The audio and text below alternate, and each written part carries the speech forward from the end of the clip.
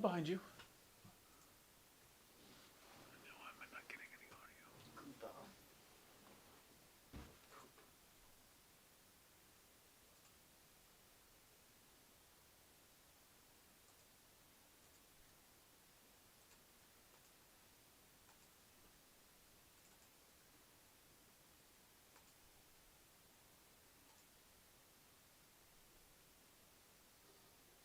There we go.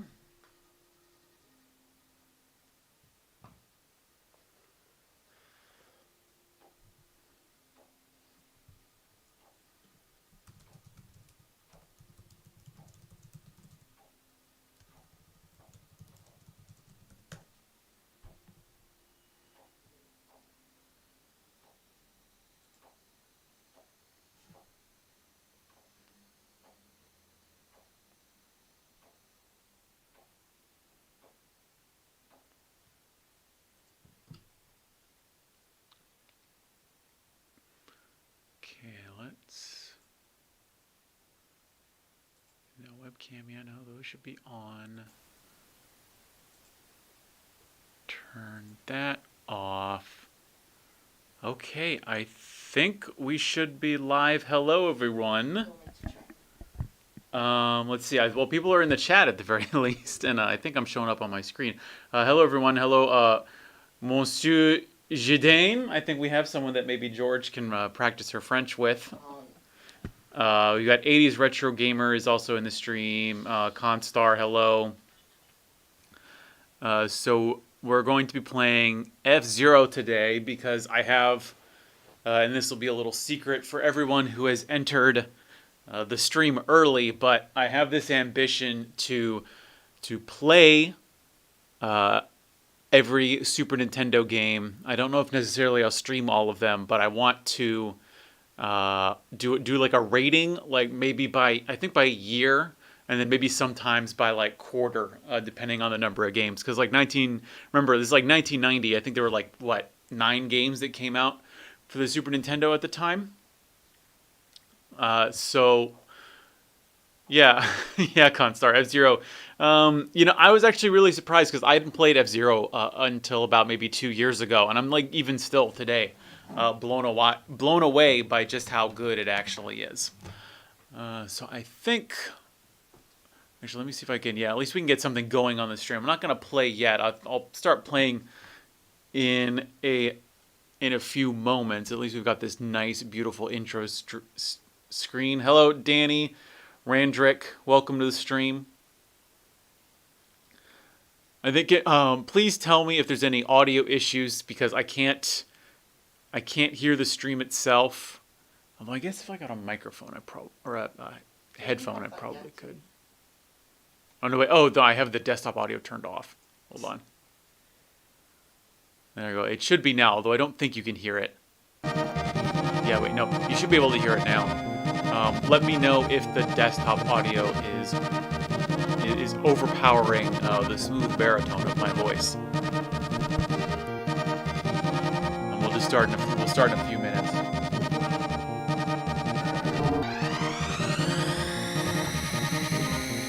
So I'm really excited to do more Super Nintendo streams, mostly because I've actually figured out how to stream it. And for 2, I really like. So I published a video yesterday about the N64 and about not necessarily about how it's a trash system, but how we'll never ever get a Nintendo 64 Mini because. Oh, if you haven't seen it, I guess I'll spoil it here, but I am a firm believer that the Nintendo 64 was such a catastrophe in Japan, that Nintendo being a Japanese company really it's sort of like it cares mostly about the Japanese market, and it does not want people to remember 3D Mario because of the big collapse that it caused in Nintendo's hold over the video game industry at the time. Let's see, I think it's been 5 minutes, so I think we can start now. So, yeah, so we'll just, the plan is to basically just to play. I have at one point cleared all of F-Zero. Let's see. Let's do standard. I think I'm decent. I'm not great at F-Zero. I'm okay. I keep forgetting the buttons to push. Oh, but it's okay. And I'm sorry if I can't speak. At least these go quite fast. Actually, the thing is, actually later on in the game, the tracks get really long, and you have to do like 20 laps in order to get around the whole thing.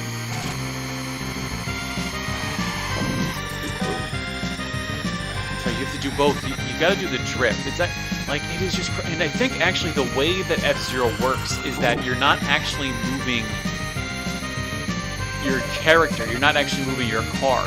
You're moving the map.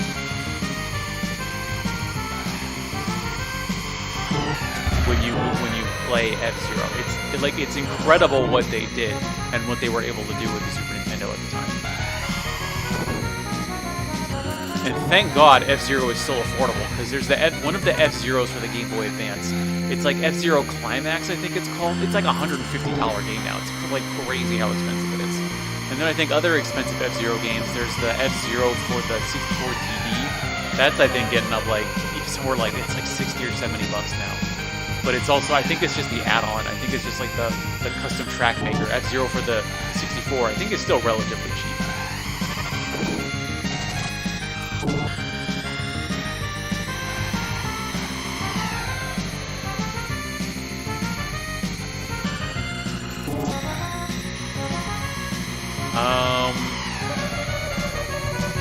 You've got a,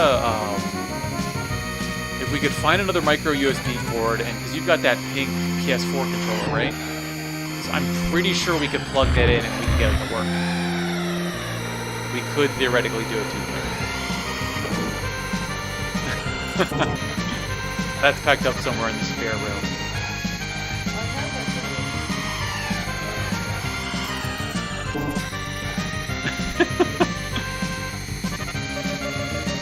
How do you not have more micro USB controllers or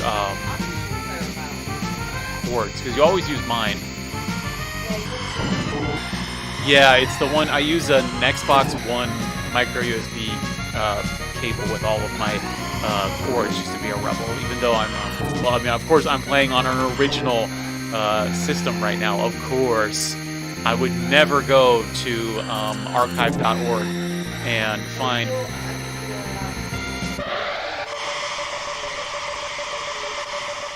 I do actually own F-Zero, but it's in America somewhere. Yeah, but that means this is. Well, I don't know. People, like, I see things all the time that, like, it's like not actually true. Oh yeah. I don't believe it's actually true that if you own the game, you can legitimately emulate it. That, like, I think the inherent making of a copy of it, but the problem is it hasn't been tested in court. Like, no one's been taken to court for emulating a game they own. Because theoretically, you could emulate it if you got, like, say, a Retrode, which is like a ROM dumper. You could connect your cartridge to your computer and you could use the emulator. Nothing about the emulator itself is inherently illegal. It's the ROM, it's the copying of the ROM, it's the copying of the game data that is illegal. And that is going to mean the FBI is going to be coming to our house.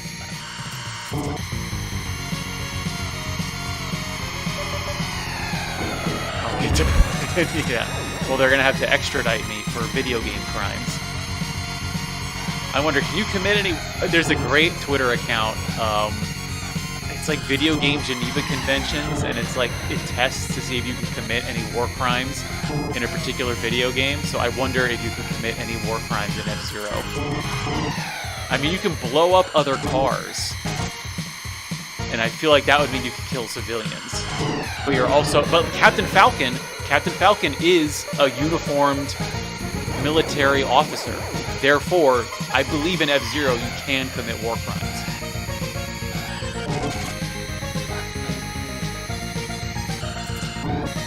But his name is Captain Falcon. So you don't call Captain, if you're a captain of a race team. Yeah, but Captain Crunch is captain of a vessel, and he wears a uniform, so it's very clear that he is a member of the armed services.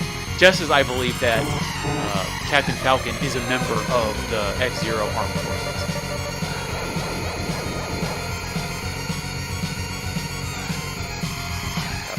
Gotta focus. Now, it's gonna get real dicey when we get to the last track of this cup, because I can get to, like, I always get to the last heat, or the last lap, and I always end up bumping into one of these stupid cars, especially the one that flashes, and then I get bumped 20 different ways to Sunday, and I end up exploding. That's just inevitable. I guarantee you it's going to happen in this run. Oh, I never submitted. I should have. I really wish I had submitted, or had finished rendering Ranger R2 on stream so that I could have submitted it for the world record. So guys, what did you check? You checked it last time, right? There's only... No, because I can't finish level 7. It's too hard. Well, but I'm like, if I could finish it. There we go. All right. Sorry for not reading the chat, guys. It's very difficult for me to be able to read chat and to race at the same time. Let's see. Anybody new to the stream? We got Danny in. Let's see. Danny, the FBI is on speed dial. Don't, please, don't turn me in.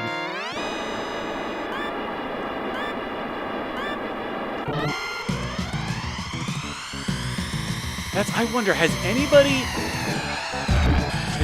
ever been done in for ROMs? You hear about, like, back in the 90s, people got done in for, like, bringing in counterfeit games, or, you know, like sellers, not people, you know. You could easily go to China. I remember when I was in China, this is like 8 years ago, I went to this one market, and besides from dealing in antiques, it was very strange. Like, half of the market, it was in this, like, 5-story giant shopping mall. Half of it was, like, antiques, and then the other half was electronics. And what you could do is you could go in there and you could buy, like, PS3s that had been hacked, and you could buy 2 different versions. There was one that was hacked, and then there was one that was a little bit more expensive that was hacked, and it already had games on it. And then something else that you could buy there was very clearly pirated copies of Game Boy Advance games, and they also had, like, knockoff Game Boy Advance SPs. And, like, you're not going to get popped if you're bringing those into America, although technically it is illegal to bring in counterfeit goods through customs. But really the people that were getting popped were just the sellers, you know, like people like who were just importing, you know, stacks upon stacks of counterfeit games in order to sell them. You know, the types that would bring in, like, counterfeit Pokemon games in order to sell them. And it's actually, like, crazy to me just how expensive Pokemon games are. I just watched a Nintendo collecting video. I forgot what the channel. But he was bringing up that, like, complete in-box, like, US Game Boy games, the price on them is absolutely out of control. And, like, honestly, at a certain point, like I think, when did I tally it up? I think it was, like, if you wanted to collect all of the Game Boy Pokemon games, well, basically, well, like, Game Boy through DS, even if you were buying it loose, you're going to be spending, like, $1,000 to pick up all those Pokemon games. And so, honestly, at that point, like, if you want to play it on original hardware, like, I mean, it just makes so much more financial sense to either use a flash cart or to just get one of the repros. Although the repros, like, there's going to be different, like, quality of reproduction. Oh yeah, so George has a very special copy of Gold. You had the American copy, right? And why did you get the American copy? Is it because it came out first? Alright, George is going to go get it for an example for us. But it has a very special quality to it that I think we will reveal once George gets back. Meanwhile, I'm going to try and take first place, because second place is first loser.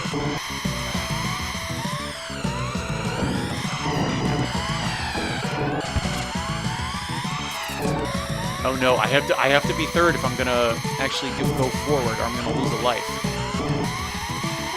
I don't think it's the final lap. Come on. Ah, okay, I got third, so I didn't. At least I didn't get knocked out. Oh yeah, so hold on. Let's see if we can. Let's see if this shows up. Yeah, so it's actually been signed. My George's copy of Gold has been signed. Who signed it? Sugimori? Yeah, Sugimori Ken signed this. Yeah, unfortunately, it is a bit roughed up, but still, I think It's complete though. it is complete. Yeah, All the bits are signed. And Ken Sama. I think if I mean this could, even if it wasn't signed, this would be worth I think about $150 today, because that's just the insanity that is Pokemon collecting in 2020. I'm with you, so I'm just waiting so I can pounce all of your Vita games. Yeah?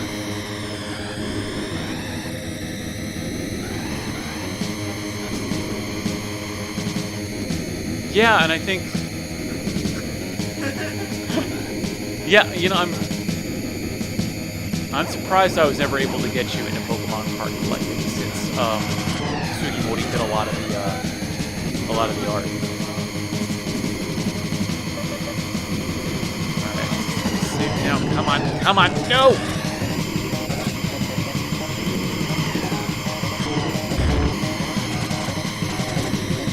A bit pointless. I mean, isn't at a certain point playing games a bit pointless? I mean, how is it any more pointless than collecting cards?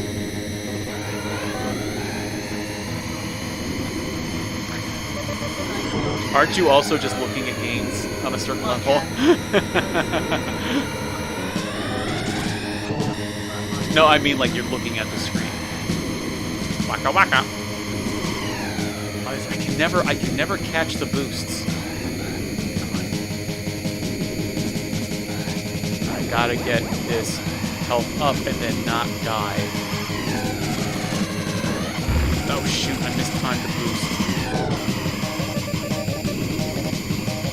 We got 2 laps. I'm probably gonna need to at least be in third. Now I hate how the AI, they never hit the enemy.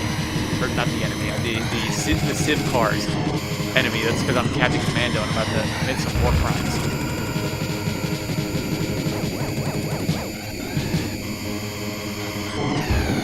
Come on.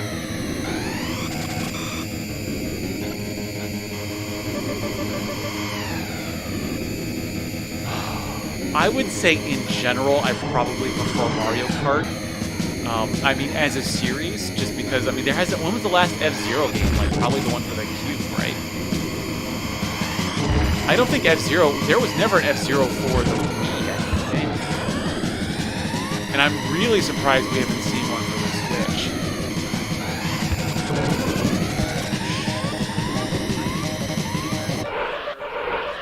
Sonic All-Stars Racing. What is the title? Sonic All-Stars Racing Transformed? By the way, Sonic All-Stars Racing Transformed is the best kart race though. It's not Crash Bash? Oh, Crash Kart, I think is rubbish. That's called Crash Team Racing. Crash Bash is the mini games. Yeah.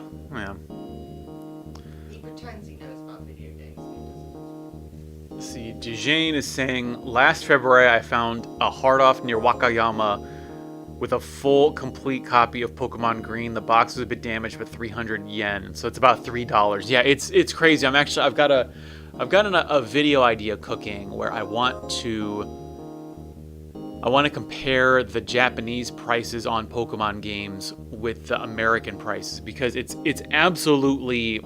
really stark. Where in America, like a Gen 1 Pokemon game, I think the completed box is going for about $150 now. Whereas in Japan, you can go basically to a hard off or even an Akihabara and you can pick up a Gen 1 Pokemon game complete for like $30. There's like absolutely no comparison. It's crazy. Let's see, and then 80s Retro Gamer is asking, are you going to start doing a mix of games live? Now, what do you mean by that? Do you mean by playing multiple games live, or Well, yeah, what do you what do you mean exactly by that? Or playing multiple games in a stream? Because I think what I want to do is I want to do a different game every day. So I think today's Wednesday, right? Or is today Thursday? Who knows what day it is? I want to do a different game every stream. I don't think I'm going to do multiple games every stream. Maybe at a certain point with some more boring games, maybe. Like if we hit like a string of sports games, we might try it. I'm not sure how this is going to turn out. It just really is going to work right now because obviously Mario and F-Zero are amazing games. And it's crazy to me that the Super Nintendo really just like... It really blew itself early when it decided that, oh, we're just going to have two of the best games ever and we're just going to have that at the list. There you go. Yeah, Mario World. Let's see. Playing a game for half an hour and then maybe change it up. I mean, it's possible. I don't know. Let me know if this gets boring after half an hour, and then we'll figure it out. Because that would definitely get... Because if my stated goal is to play every Super Nintendo game on a stream, obviously it would make things go a lot faster if we could play, like, 4 games in a night. But I don't know if you can really get into a game unless you're playing it for a couple of hours on stream. And then there are all the other streamers who are, and like even for preparation, like I think, what was I thinking? Like when Rendering Ranger R2 came out, I did some historical background on it, and there were like 7 games that came out on the same day as Rendering Ranger R2. Well, 6 other games, 7 games in total. And I don't know if I have the ability to retain the playing ability of 7 games just for a stream. So I think I want to kind of limit things to 2 hours, maybe on the weekends. We'll kind of see what our plans are. But I don't think we really will be going out much. But nobody's really going to be going out much on the weekends now. I really got to concentrate on this one. That's true, but do you see yourself going to the pubs? Yeah, that's true. You know what really shocked me after I came to this country? It's whenever I take out the glass for the recyclables every couple weeks. I noticed the difference between other people's recyclables and ours, because we'll have like maybe a bottle of wine every other month. But you look at other people's and they've got like, their whole glass bin is just full. Full to the brim. Yeah. Like, look, you can drink as much as you want. It's just, to me, I was never raised in like a drinking household. That too, yes, absolutely. Now the trick here is to not hit the bombs. You have to not hit the mines. That's a trick to getting past this machine. That's true.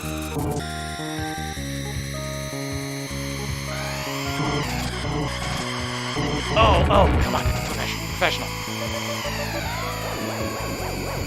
Come on.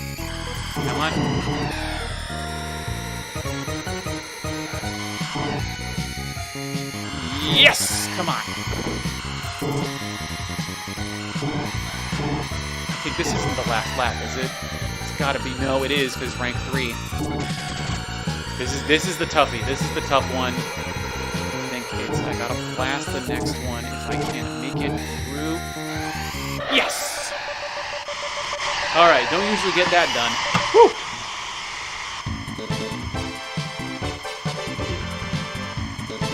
I had a hell of a time when I was playing this yesterday to prep for the stream. I could not make it past this course. Let's see. 80s Retro Gamer saying he hates sports games. Yeah, the sports games, Sports is definitely one of my least preferred genres. It's probably up there with puzzle games in that I'm not good at puzzle games. And I'm also very bad at sports, both in real life and in video games. So it's possible with the sports games, yeah, we might have like a variety sports stream if we get a bunch. So I don't think I really want to play like a baseball game for a couple hours, and I don't think people are actually going to want to watch that. So let's see Monsieur is saying in France, Pokemon Red cost them like 10 to 15 euros just the cartridge and almost 100 complete in box. Yeah, you know, it's surprising to me that as popular as Pokemon was, that it has retained such a high value just for the cartridge, because they printed that thing into oblivion. Like no joke, like, I mean, tens of millions of copies of Pokemon were sold across the world. At least, I mean, I don't know what the sales numbers are, but it's very high. Yeah, and then it's 100 yen. It's like $1 for a loose cartridge. Although I think you have to be really careful when buying the games in Japan, because so many stores in Japan just won't. They won't tell you if the save still works or not. So like, you could find a 100 yen Pokemon game in the junk section, but you're probably not going to be able to save. So you just got to be really careful with that. I guess that's the one pro tip I can give for buying Pokemon games in Japan. And they won't replace them. That's the thing. Is like, it's really surprising to me to see how many retro game shops, like even Super Potato, Sudagaya, the only place that will replace the batteries in games, just in general, is Retro Game Camp. And that's why you can say as much as you want about how expensive games are at Retro Game Camp, but at least it seems like they actually give a crap about games, as opposed to, honestly, like the other shops in Japan that just don't. They just suck them up from people, and then they just try and get them out of their shop as soon as possible. They don't seem to be able to take care of their games, and it's a damn shame. If I don't lose monetization because I've cursed twice on the stream already.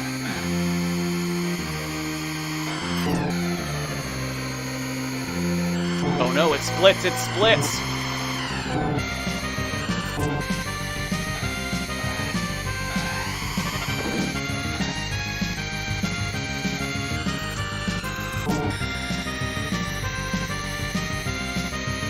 Okay, so the level isn't that long. I think we'll be able to get through this track quite quickly. And I think I gotta use my speed boosts, but I'm also not entirely sure how you get speed boosts back. If you look at the bottom right-hand corner, I have one S fill.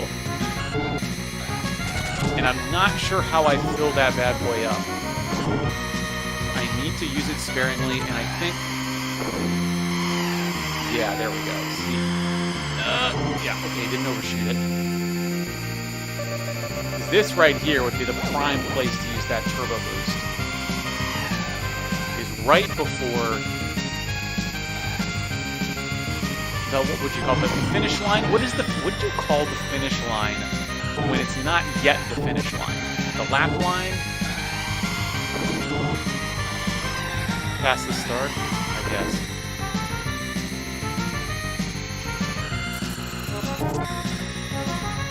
Yeah, so like right as you're coming up to the start. I guess, yeah, it's called the start.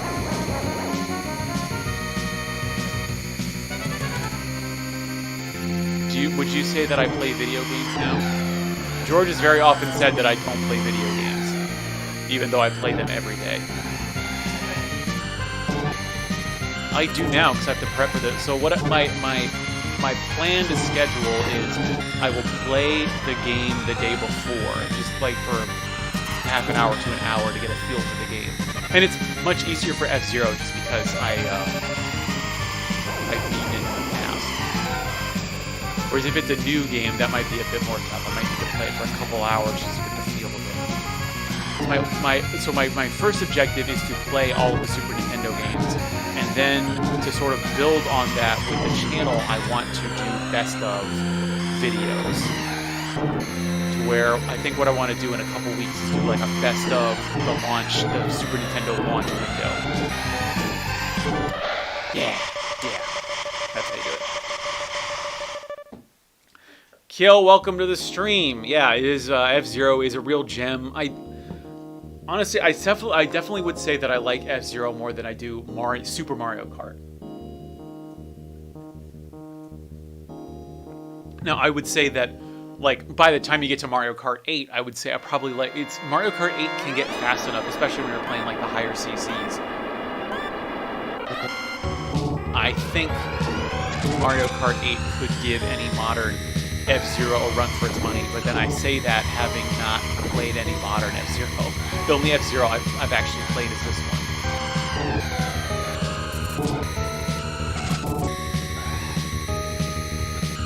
Oh yeah, because it's got the tractor beam gutters.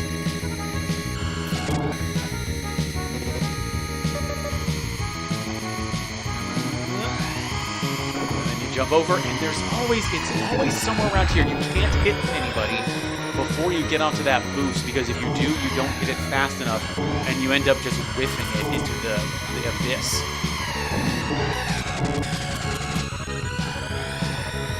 And your opponents also do not take damage, as far as I can remember. No, you just blow up. I think once you've got like an HP gauge, you got a power gauge at the top right, and once I think it sort of catches on fire when you get real low. It's like power down, and I think you go a bit slower. I think your maximum speed is a proportion of your power meter. So the higher your power meter is, the faster you can go, meaning the more damage you take, the slower you go. So it almost always makes sense to repair yourself as much as you can.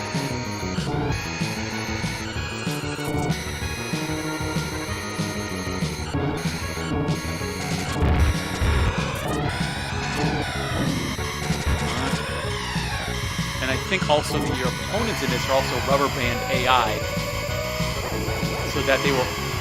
Yeah, it's really annoying. It's not so bad in Mario Kart. That's, I think, one of the things I like about Mario Kart, whereas in F-Zero, the AI is just ruthless. In Mario Kart, it's not so bad. As long as you can get way ahead of the AI in Mario Kart, you're fine. But even if you get really far ahead of the AI in F-Zero, that's still not good enough. How did I get second? I thought I was in first.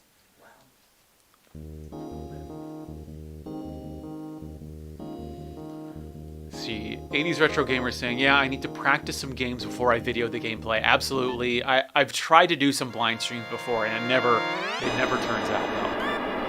Danny asks, so Jay, no streaming Saturn or PC Engine games? I could definitely stream PC Engine, and I think once I get a flash card,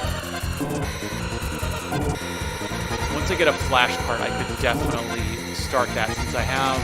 Although I do have the Duo here, I just don't have the proper... Unfortunately, I mailed all the cords I would need to stream PC Engine. The cords are back in America.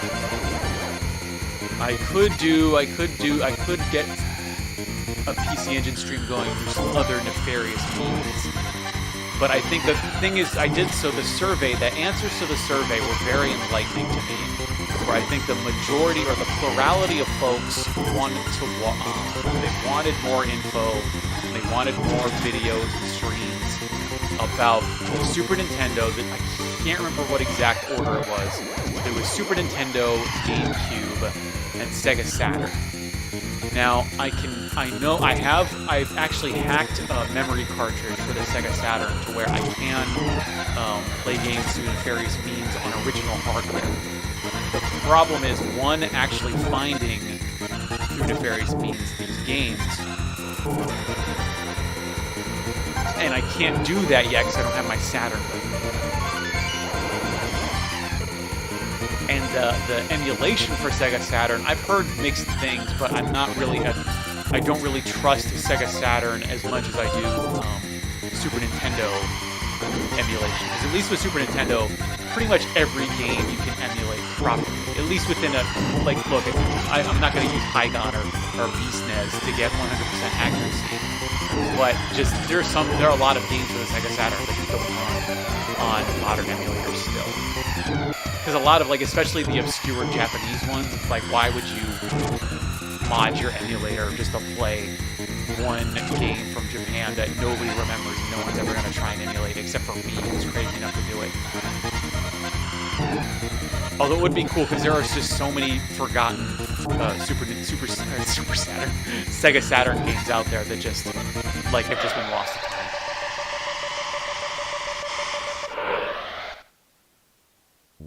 Cyber Shinobi. Huh, yeah, I've not actually heard of that. Is that, it was Cyber, like, even if it was hard, was it good?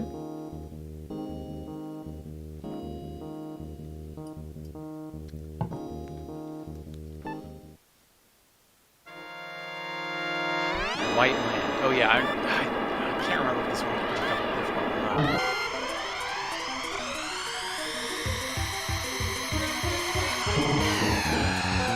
Ugh.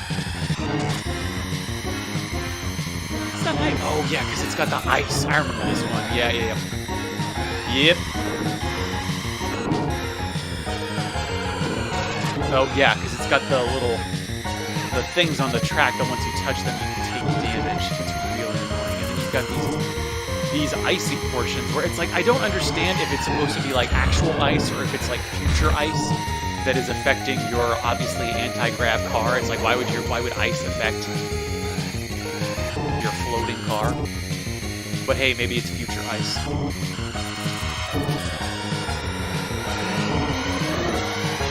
And then I think the trick there is you've got to be able to hit those boost bumps to get past the obstacles.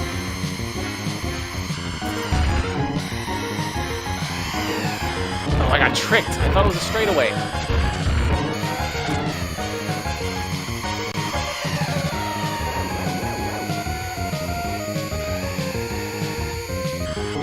Laps.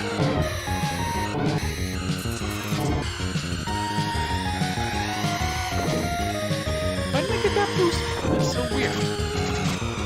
This is gonna be rough. I don't think we'll have to continue on this, but I have been wrong with my predictions in the past. So yeah, that's a trick straight away.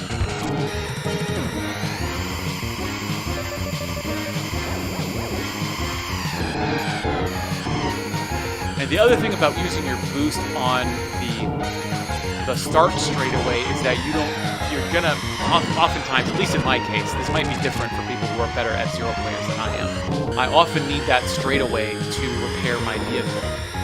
So using the boost is obviously going to reduce the amount you're able to recover. Ah, no!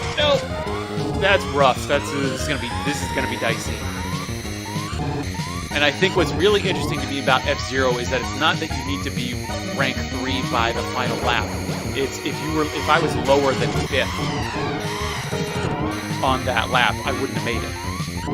I think it would have just stopped me.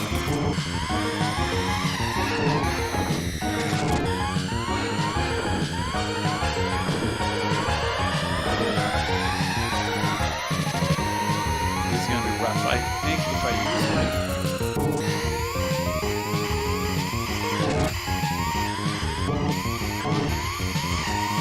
Oh! Nope. Alright, here we go. You failed. I did. You I lost. failed. You lost. Let's see. Danny's asking, will I be streaming SNES JRPGs? Yeah, probably. At least the first couple hours. Like, I have no... There's actually a couple of interesting... I've never played Super Mario RPG. I always wanted to play that. Super Mario, it's like the best RPG that's ever been Yeah, made. I've never played it. Super Mario RPG is my personal favorite RPG. I will not hear a bad word said about it. And as to other RPGs, there are some actually really interesting, like, Square RPGs that I don't think have ever actually been, like, even fan translated. I need to look it up because I think Live Alive, I don't think it's been translated. There's also Bahamut Lagoon, which never got released.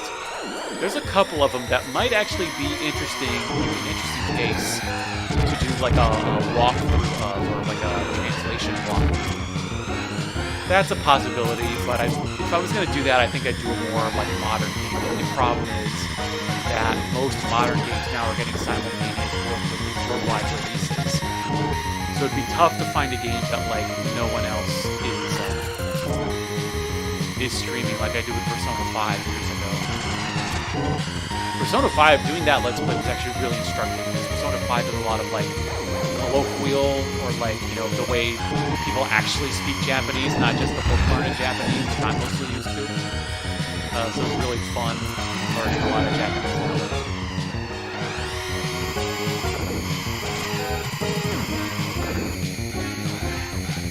Oh, yeah. Yeah.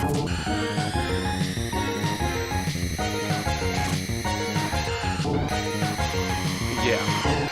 I mean, they were also probably just saying that to be racist.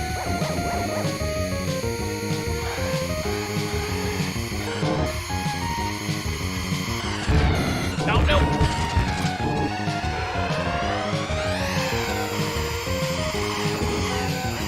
Boost over these. Yeah, maybe you've got to waste the boost to get those jump bumps.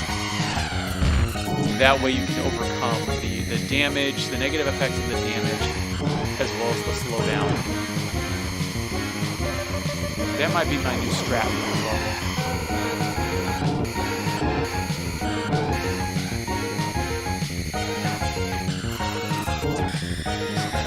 Here we go. All right, trying it out. Yeah, that's working out a lot better. I think you make up a lot of time doing it that way. At least when you're not good at the game like I am. I'm in first. I'm hoping to be able to hold it. Hopefully I don't blow up. That's the real... I think I'll get first on this now. I think I'm far enough ahead where I'll do okay. As long as I don't blow up, which I cannot guarantee.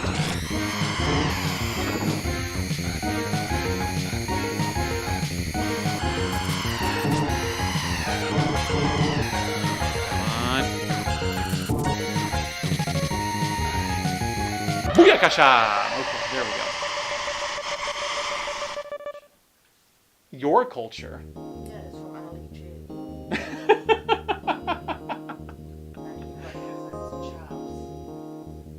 Is Chavs, not Chads. He's not the Chad Ali G. No.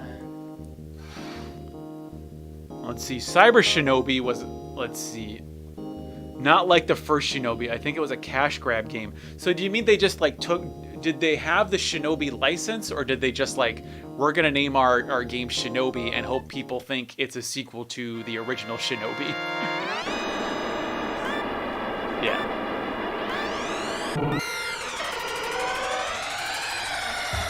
Oh, White Land 2, how original. I don't know if you could make a game with a track called White Land now. It'd be too white supremacy.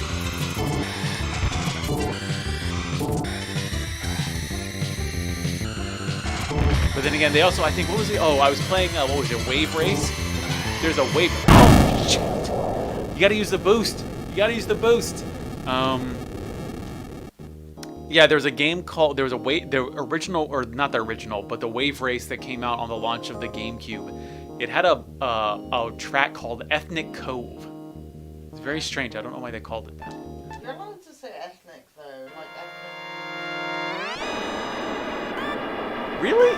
I don't know. I don't feel like I would not name my... No, that's why. Maybe. I remember in Japan, there were... But you can say, oh, look at all these ethnic clothes.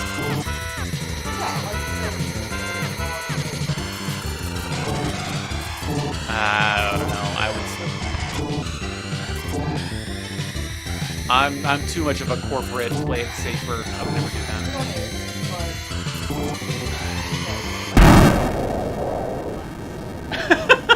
Oh, that's just to be funny. This is, man. How did I know I've done this. How are you supposed to get past that? Oh wait, because you gotta. I think you can like.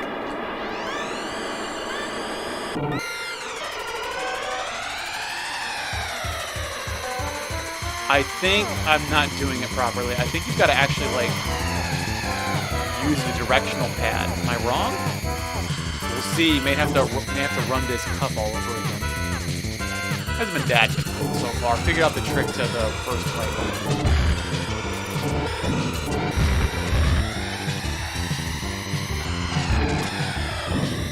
Like, even with the boost, I wasn't able to do it. There we go. That's it. That's the trick. Got it. You just gotta hold down on the D-pad.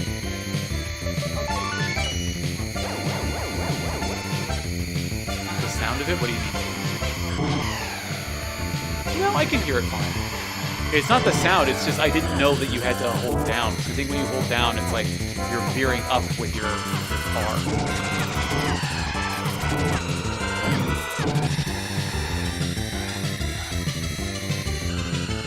And they don't tell you to do that.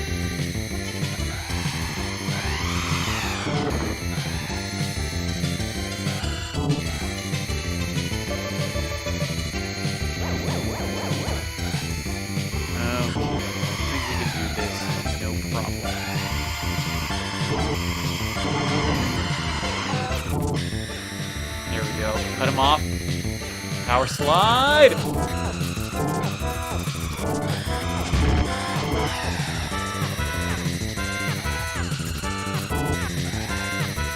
Now is this... I'm hoping this is the last one in the cup, because if it's not, I'm toast.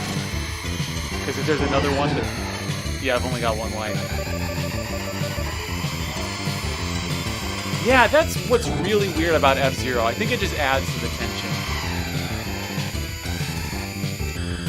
Because not only do you have to be a certain rank to continue actually racing in the race itself, it's not like you get knocked out after the race. You can just get knocked out in the middle of the race. And then you've got lives. It's a really tense game. That's rough indeed.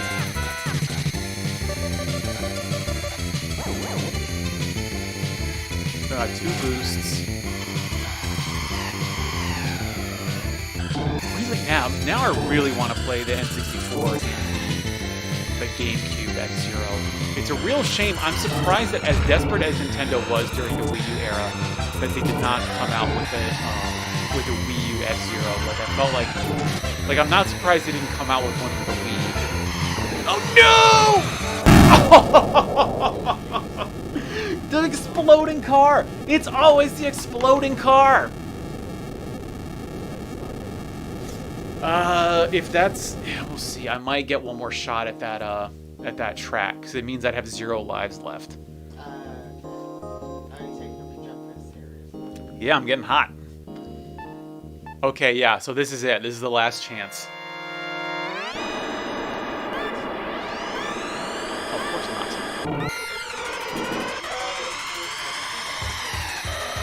Yes, I'm not a gamer. I'm not playing a game right now.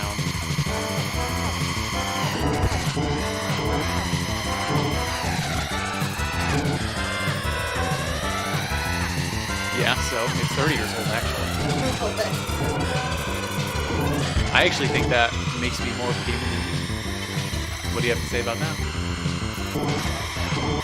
Because I appreciate video game history. Yeah. No, whatever, anybody playing any kind of video game is fine. That makes sense. Well.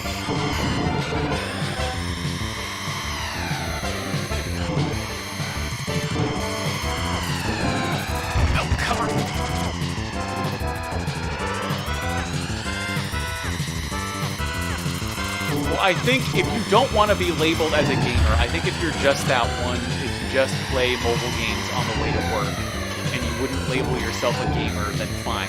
Like you don't have, I don't think you need to be labeled a gamer, but I feel like if you are someone who does that and you want to say you're a gamer, that I feel you can do that.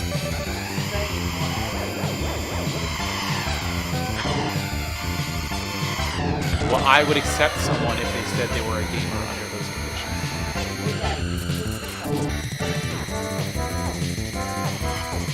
I mean, sometimes, but also because I genuinely believe it. But I don't think someone who plays Candy Crush would say they're a gamer.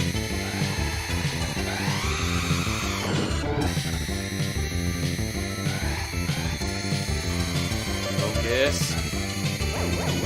Taking place in, we're always ranked 3. We can get knocked out at any time. Right now it's 5th. I need to stay above 5th in order to get into the next lap. But honestly, with F-Zero, I think I'm decent enough where the only risk is me getting blowed up. Yeah, that's a technical term. Like, right? That was close.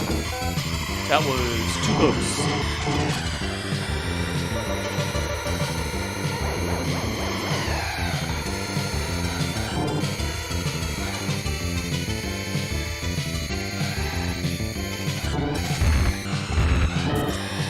Visualize getting past this feature. Yes.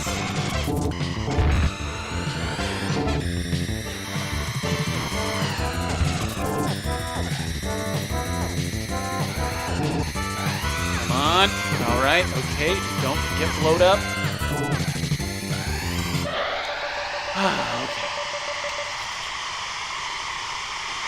Okay.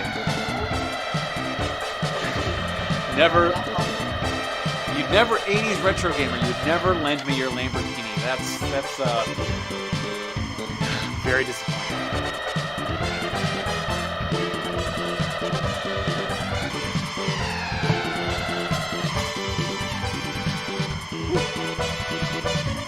Yeah, you can't borrow our Toyota Igo.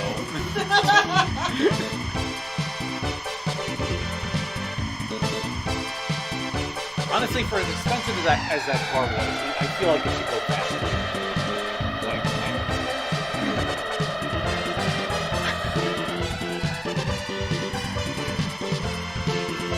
Sure.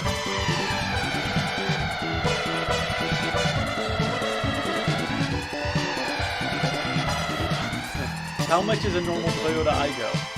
Like 2,000 cheaper. Really? So we did pretty good, yeah. Or maybe one that good, I don't know, maybe 1,000.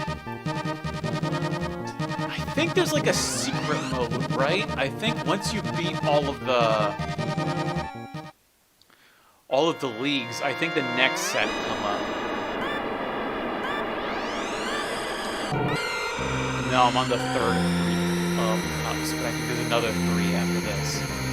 I don't actually know if I beat those other 3. Like, I think I definitely remember getting to the credits on F-Zero. But I think then it unlocks, like, super hard.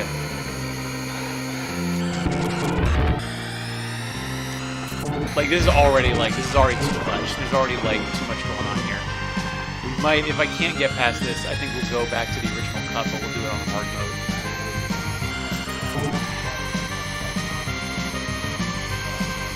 No, not the midway point, just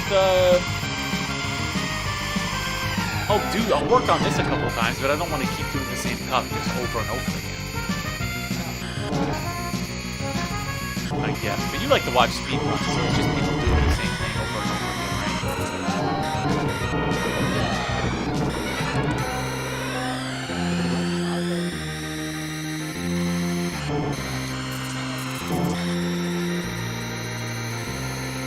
You know, I was looking up like retro streams the other day to see like what the competition was up to, and I had this strange thought where I was like, why aren't there any retro streams?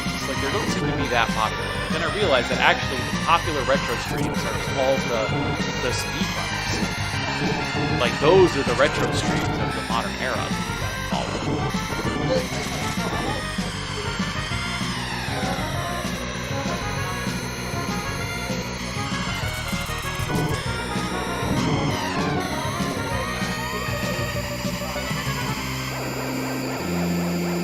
Yeah.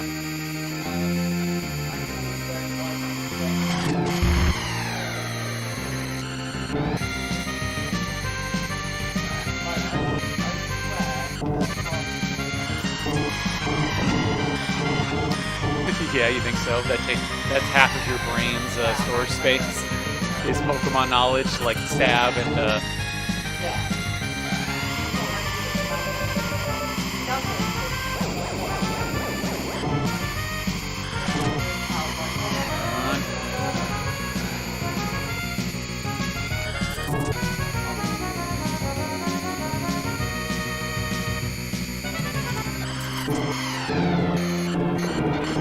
No! Come on! Come on! I think we're past the lines. We're past the danger point. There it is! First place. Whew! I'm gonna go get some more water. I'll be back in a second. You want water? Yes, please.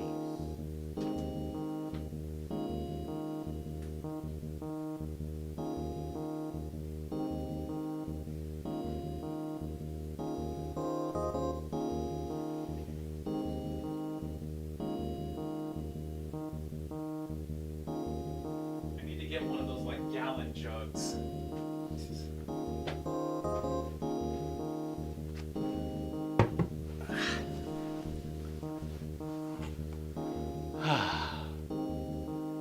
See, Danny's asking, am I only streaming F-Zero today? I think so. The other one that would be up is Mario, and I think I'll only want to stream for another hour, so I don't think that's going to be enough time to like really get into Mario. And I think there's still also all of the Secret Cup, so I think that'll probably take another hour to get through. 80s Retro Gamer asking, or saying, I normally stream on Twitch. YouTube is for video uploads. You know, that's Also what I say. that's the wisdom, but for one, all of my audience is on YouTube. To where I think if I started streaming on Twitch, like it'd be like 2 people if I was lucky. And also, I think YouTube streaming is fine. Like, I honestly do not see that much of a difference between streaming on.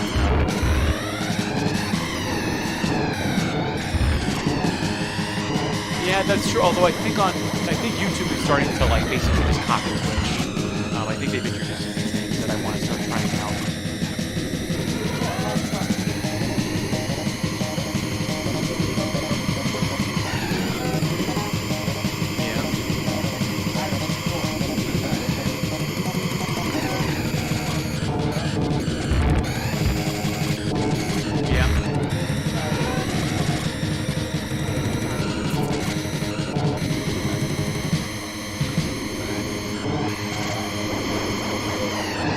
Yeah. How do you get the points? By watching? Oh, okay.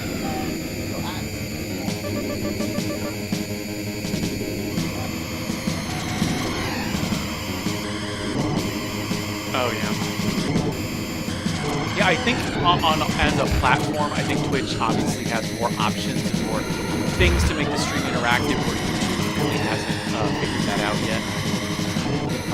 But also, when I did the survey, I think it was like 75% of the respondents said they'd rather watch a stream on YouTube rather than Twitch. So that's just where the audience is. And I don't, maybe there's a way where you can stream to both, but for one, I don't think I have that bandwidth. That's illegal? Ah!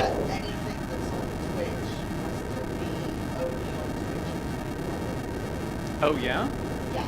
Then you can upload it to YouTube, but it has to have, like, exclusive rights for 24 hours. It's so that yeah, okay. I mean, maybe I just don't know how to get the audience on Twitch. That's the... Like, I guess... I suppose, and it would, because, like, obviously the ultimate fear is you want to be able to branch out past just one platform. It's better to have, like, a diversity of platforms that you're active on, which is why I should probably be more active on Instagram.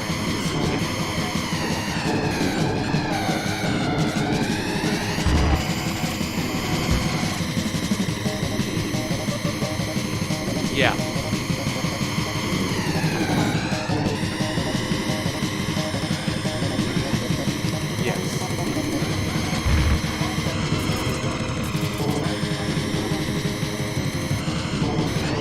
Subscribe to anybody? This sounds really bad. So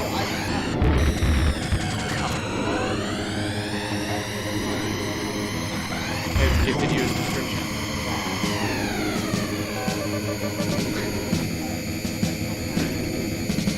Have you? What is? How long does a sub last?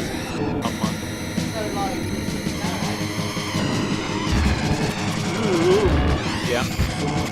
But people will only like give you subscriptions overall because like Instagram all the time, and then like people notice, oh, like you're usually subscribed, but you're subscription. Yeah.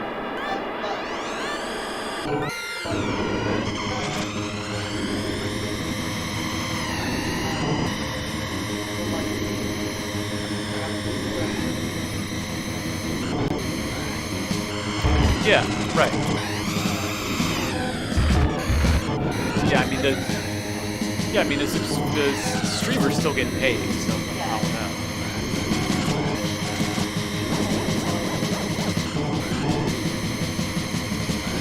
Don't you get one because you have Prime? Yeah, but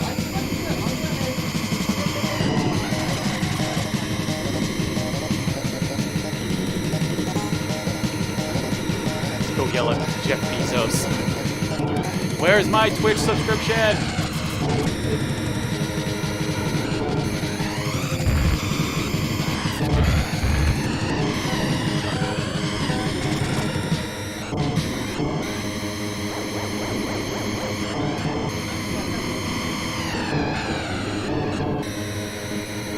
Well, because now you're just watching a teller.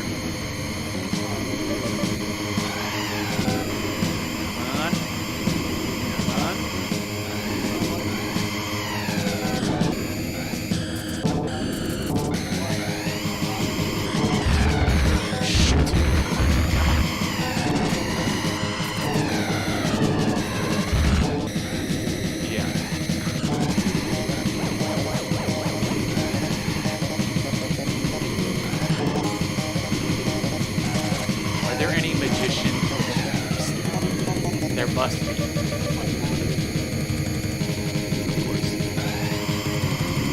What's gonna happen to the TikTokers? I wonder. That's, man, you know, maybe once TikTok gets reestablished, I might get on there because I think there's a lot of cool things. It's really surprising to me how underrepresented video games are on TikTok.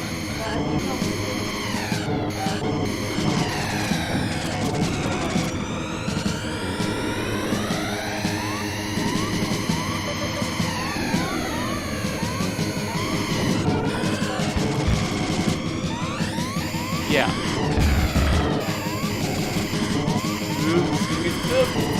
Come on, come on.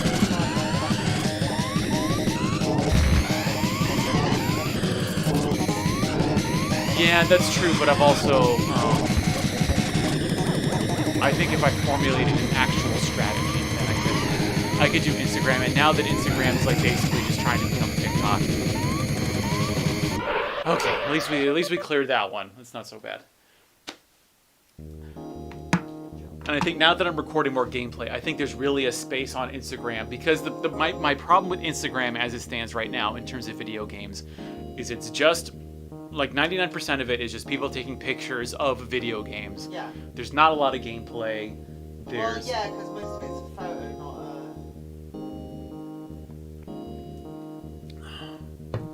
not a video. It's only Instagram stories that's a video. But I think there's a real place for like gameplay footage on Instagram. I wish I could stream my videos. Let's see. Yeah, I think there's probably gonna be a way, if we just bought a splitter, we could stream it that way using Vita TV or PS TV. Is it PS TV or Vita TV? Oh, okay. I believe the official name is PS TV, but I think it was originally called Vita TV. Yeah. And then they were like, oh no, wait, the Vita doesn't exist. Yeah. So let's just change it to PlayStation TV. Because the good thing about Vita TV is that you can use it if you have one.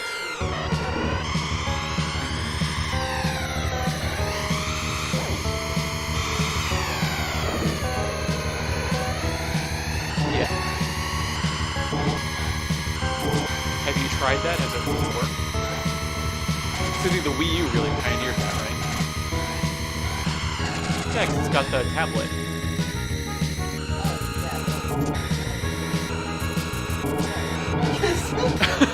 No!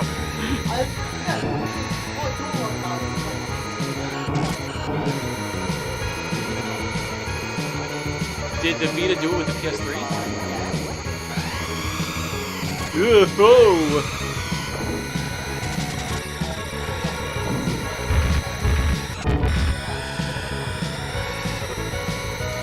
Yeah.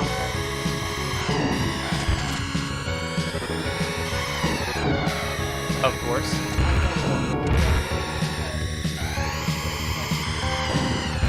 It's time to bump there. Yeah. Yeah. This is gonna be rough. This level is gonna be rough. You think because you come off me in real life. Oh, I'm sorry. Need to distract George. Where's the hamster?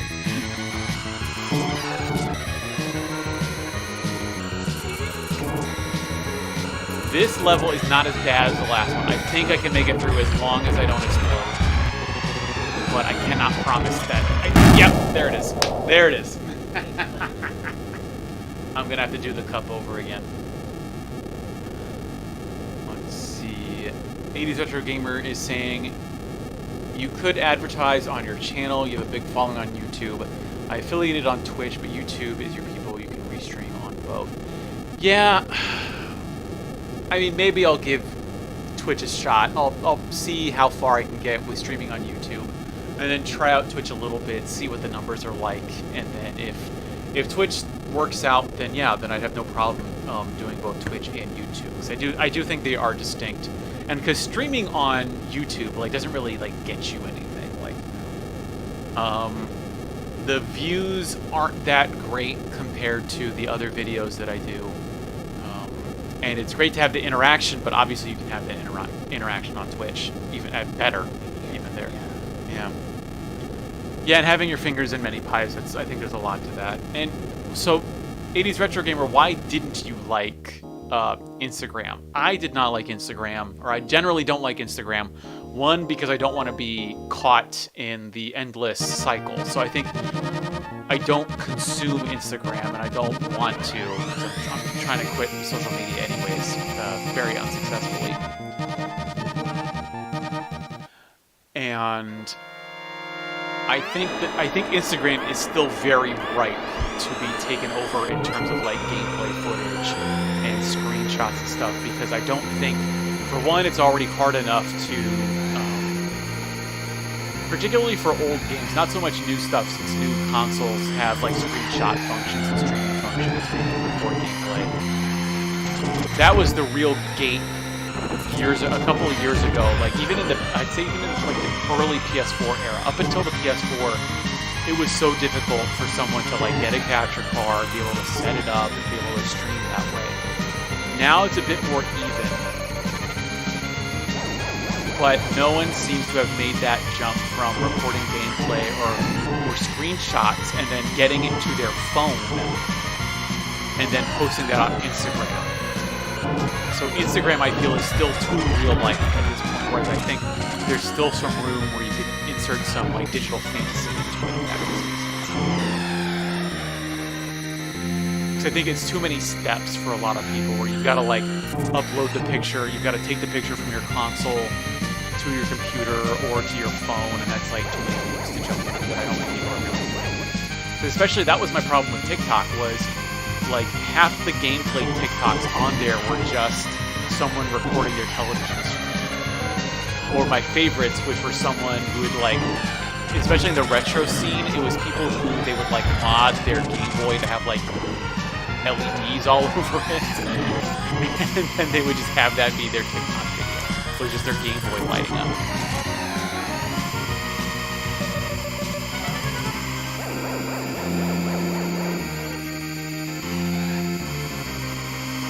Okay, well, if you want the whole internet to hear it, sure, go ahead. Okay, well, I think Monsieur Jane, sorry for mispronouncing that, would be interested in it.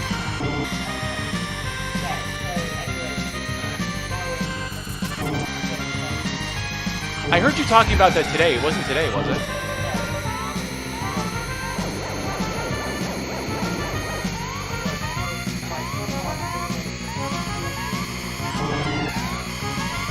Okay, yeah.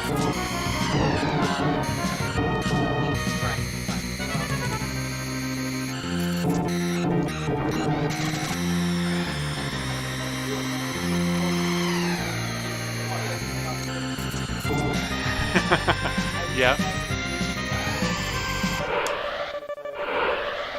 Generally discussed instead of the form of debate. I would welcome ideas for discussion such as the following: a discussion on what societies were like pre-colonialism and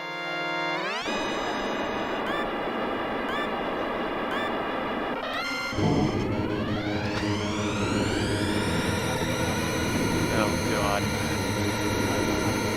So much for nuanced discussion about colonialism. I mean, you can't. I mean, well, the nuance is that it was. Well, maybe that's too political for the stream. We might see that for later. Politics stream will say for Twitch when no one's watching.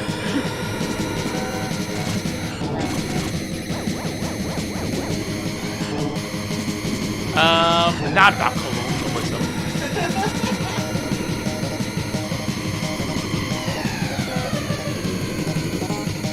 Gotta focus. See, the laps on this are really quick, so I think as long as I don't get blown up, just gotta get in third place. That's the trick.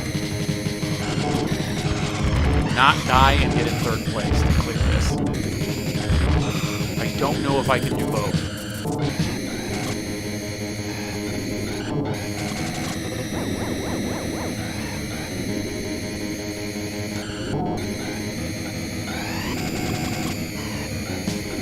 Really getting those boosts that is a real trouble for me, because I can't get them on the corners, and when I do get the boosts, I always get launched into those bumpers that damage you.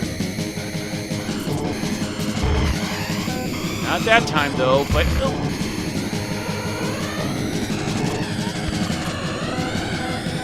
repair. Where's repair?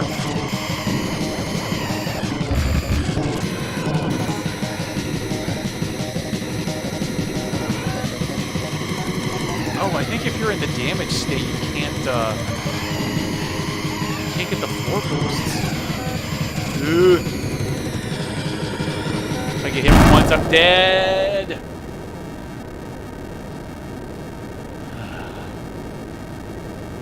Let's see, how long did it take to get 1,000 subs on YouTube? You want to tell that story like today? No, we didn't get 1,000. We got to like 600. Because it picked up, because I started out doing the channel back in 2012, I want to say. That's when I bought my capture card, I guess 2013 really. And that's when I was doing like reviews of Japan exclusive N64 games. And back then, no one really cared about the N64, and people would even care less about, you know, games like SD Ultraman or I did review. I was one of the first to ever review Get or Love before it was really expensive. And so obviously I did not get a lot of subscriptions that way. But then George and I were together, and we were the first to do a Let's Play of Hyrule Warriors for the Wii U when it came out in Japan. And like people like even to this day, I still got a lot of views on the gameplay videos. You did not do you did the Walk Bandit walkthrough, but I remember cutting those because that was during the summer at school, so I was just sitting at a desk doing nothing, and so I would take my computer to school and I would cut those together at school. I remember very distinctly doing the Hyrule Warriors gameplay because that's when I had to do all of the combos. And I believe the game. I just disagree. I don't remember that.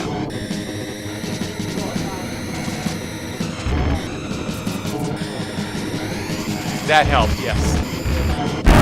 Wow, that was really cool. Let's watch this channel. And that's why Mr. Contra got 1,000. Although, to be fair, to my credit, I will toot my own horn.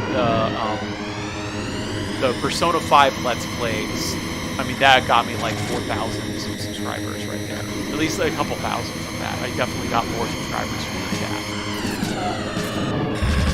Yeah, the original phase, yeah.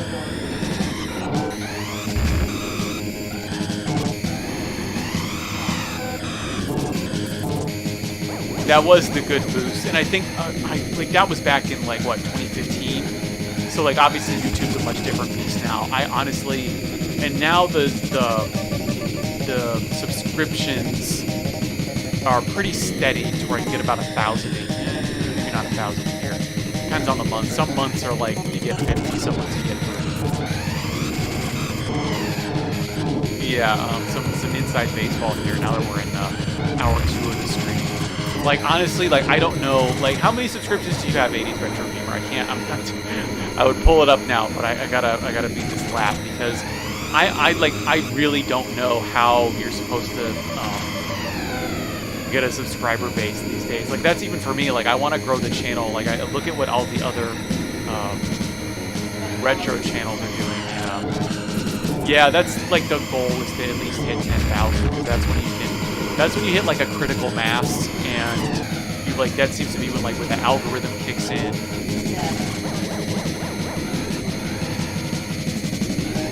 Yeah, I'd love to know how she got her first 10,000. Well, cause I mean, but then that means she went from like a couple thousand to like 30,000 overnight, so it's still possible.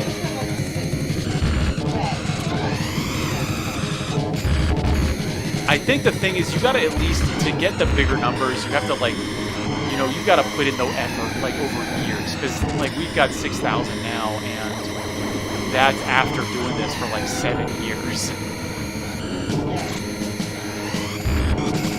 Yeah, so you've just gotta find something that I think really connects with you. It has to both be, because if you just want to do it for yourself, that's fine.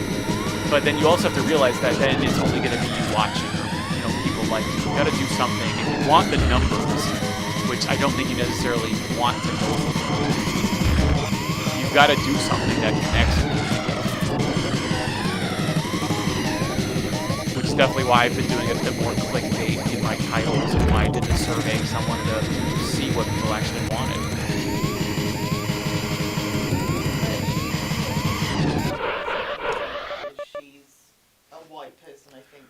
A white old lady.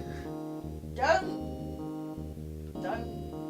You can say she's not old. Anyway. What? How old is she? She's got to be like. She's not 70. I mean, she's got to be older than like my parents at least. Yeah.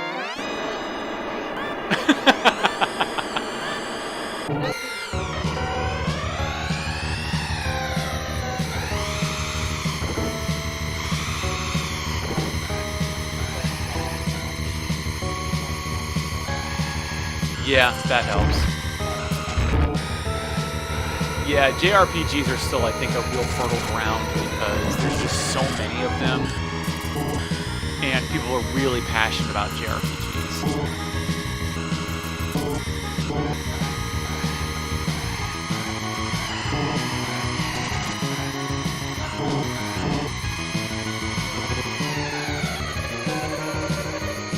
Like, old as in people.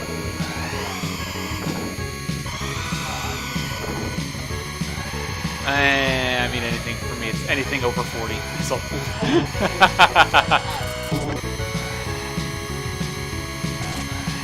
Well, that's because I still have the mind of a 12-year-old, so 40 is practically ancient. That's like a couple of, every once in a while, I will have the existential crisis where it's like, oh god, in like 9 years I'm gonna be 40. Like, what, like, oh my god. What have I done with my life? Although, but then I think about that, and I'm like, nah, actually, I've had a pretty good. My 20s were pretty good. Like, I had a pretty insane 20s. I mean, you know, us dating, you know, being able to go to Japan, China, then all the traveling I did by myself with my friends. Like, it was a pretty intense 10 years. And so I think if I'm having any existential crisis right now, it's like the come down, where it's like, nope, now's the time to, like, not necessarily settle down, but at least settle in to where it's like, okay, I'm not going to be going to, like, 5 countries every year. And maybe you gotta, like, you know, save up for either a house or a family or something, whereas, you know, I'm not blowing all this money on video games anymore.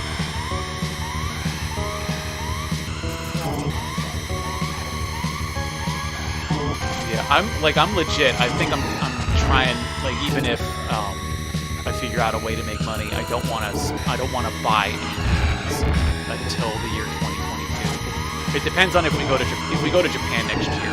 I'll have to break that. But outside of Japan, I do not want to buy any games. What's coming out tomorrow? Is that going to be digital, or are you going to pre-order it? Is that the plan? Okay, is that limited run? Okay. So is it going to be hard to get, though?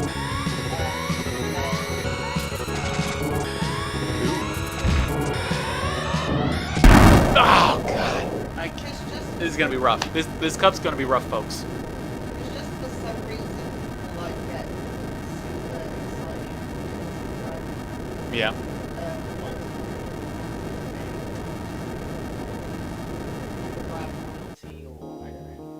Yeah. Sander, welcome to the chat. Let's see. Sorry, gotta catch up on this. Can't do chat and F-Zero at the same time. Let's see.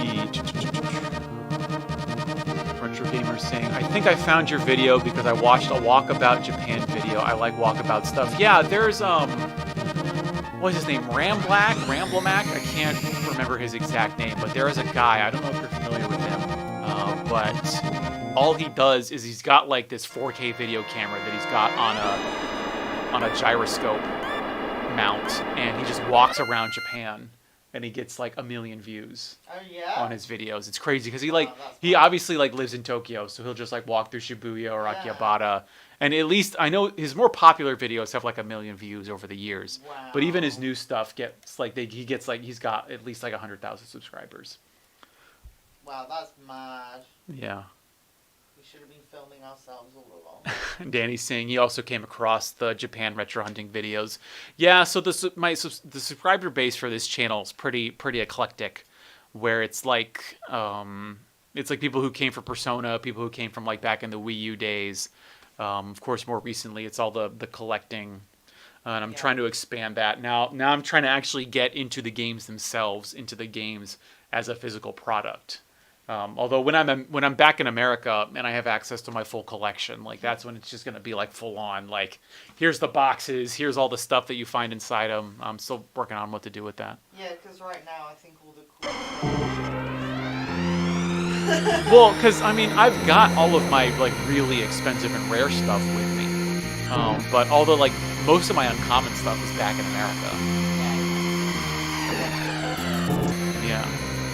So I want to do next week. I want to do the Pokemon price comparison video, and so I might need to borrow some of yours. But all of my Japanese stuff. You don't have Japanese ones, do you? Okay.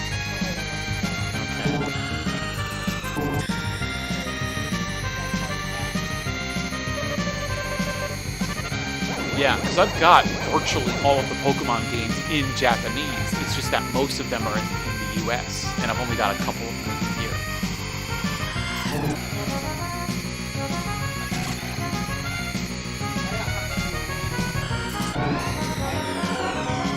I can't. Well, you're gonna be like, oh, Sword and Shield is for babies. But then again, Gen 1 was also a game for literal babies. It's just that I can beat it. I just don't want to put in the time.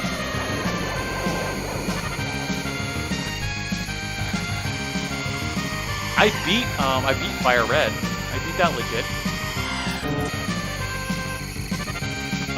25 hours probably.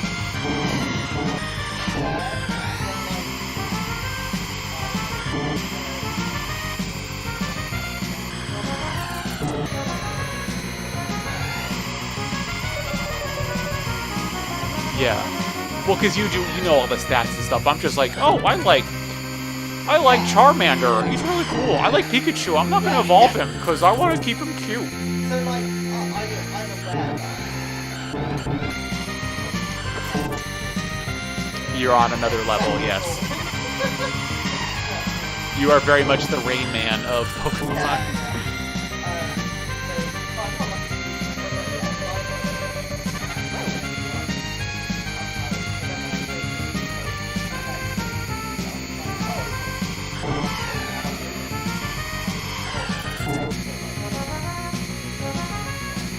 For Let's Go? Why did it take so long? Just the weird story stuff they added in? Yeah.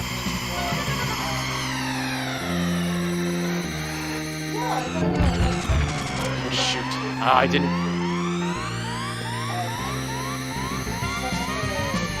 Did I goof this? Oh, man. Sorry, I'm distracting you. Yeah. Well, no, it's just on that last thing I didn't do the power drift. I didn't Tokyo drift on the last U-bend. Some of the stories.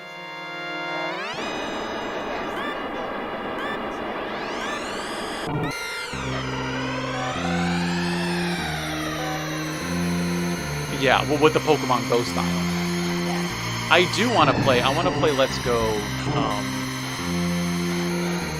Yeah, well, just because Gen 1 is like, nah, Gen 2. I wish they would do it with Gen 2. Like, I would play that day one. I think if they came out with a Let's Go.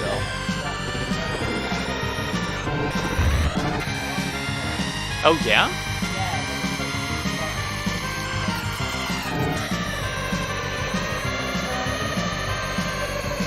Oh. You're too cool for Pokemon Go.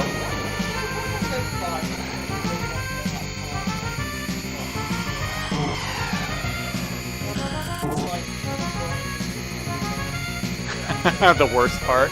Yeah. That's honestly what kills me about Pokemon. Like I would beat Heart Gold no problem if it just wasn't for the grind. Well, I do.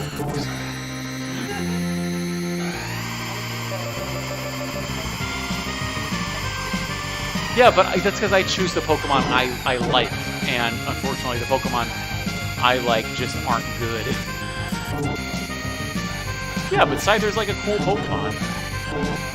Yeah, so isn't it fast? So then why did you choose it?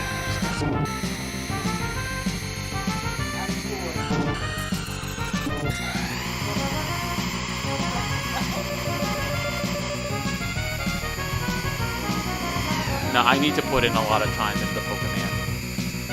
And then, I'll probably go back to Heart Gold, because I think the series I definitely want to beat in Japanese are Final Fantasy and probably Pokemon.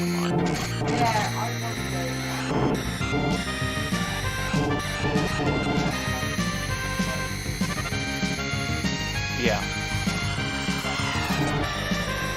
Yeah, 7 is definitely one that I want to do the remake. I want to do the original as well.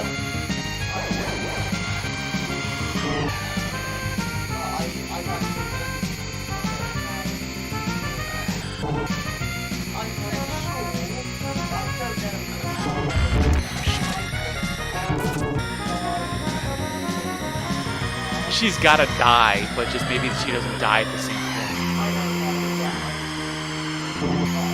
Come on. Come on. Yeah.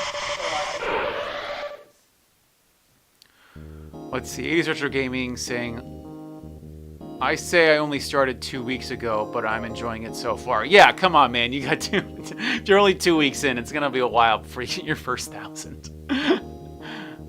You did Twitch for 2 years, so what's your what's your streamers?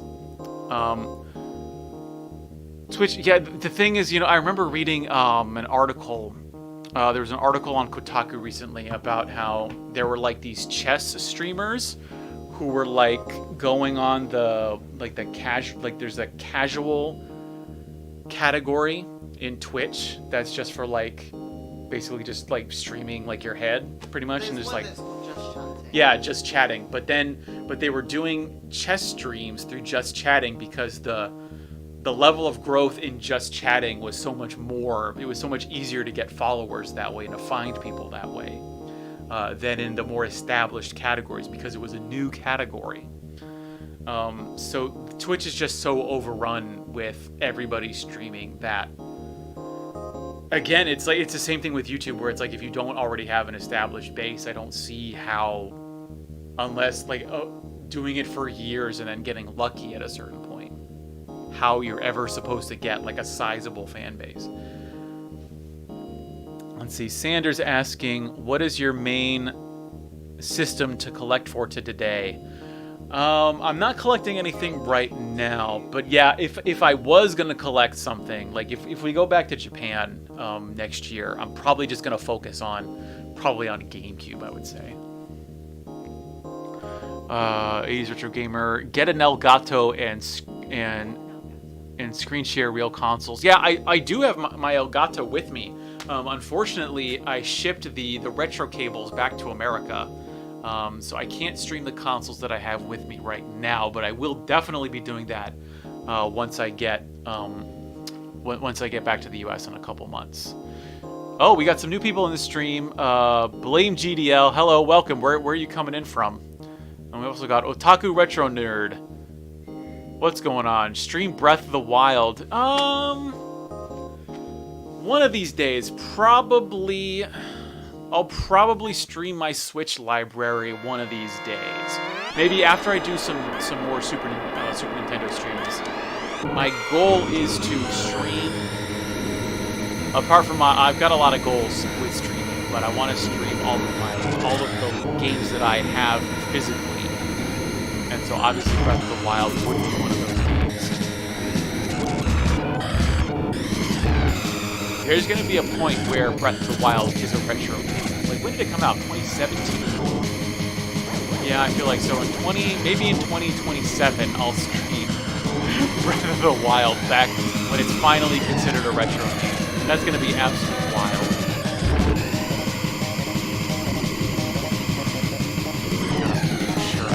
Die on this level. Gotta stay within third place and not perish. Easier said than done. Come on.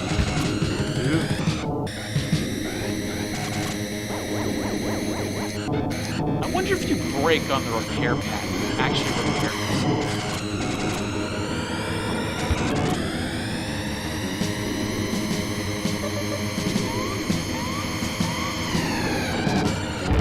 That was, oh man, he fishtailed me.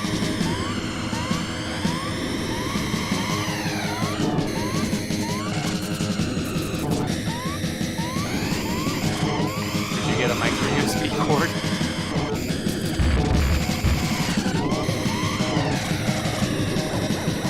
This is not gonna go well. I'm gonna die. I'm just gonna call it here.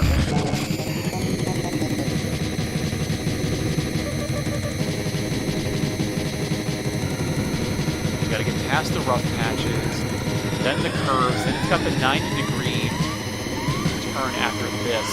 And my problem is that I'm having a real hard time turning into the boosts. Let's see, Sandra's asking, do you have a Nintendo Switch or only retro systems? No, I got here with me I have the PS4 and I've got the Switch. Let's see, George, you've got the Switch Lite, but in terms of retro stuff, I've got a Duo R with a few games, not all of my games. I've got a Duo R with me. George has Master System, Mega Drive, Famicom, so OG Xbox. That is, I would love to collect for the Japanese Xbox because there's only like 2 rare games for it.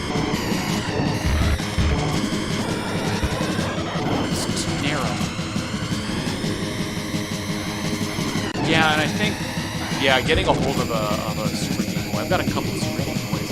I've actually got the special Super Game Boy that's got the port, so you can trade with your Super Game Boy. I think there's a lot of possibilities there. And then actually, I'd like to bring back my GameCube, which has the Game Boy Advance, or the Game Boy attachment, so I can play basically a game with that.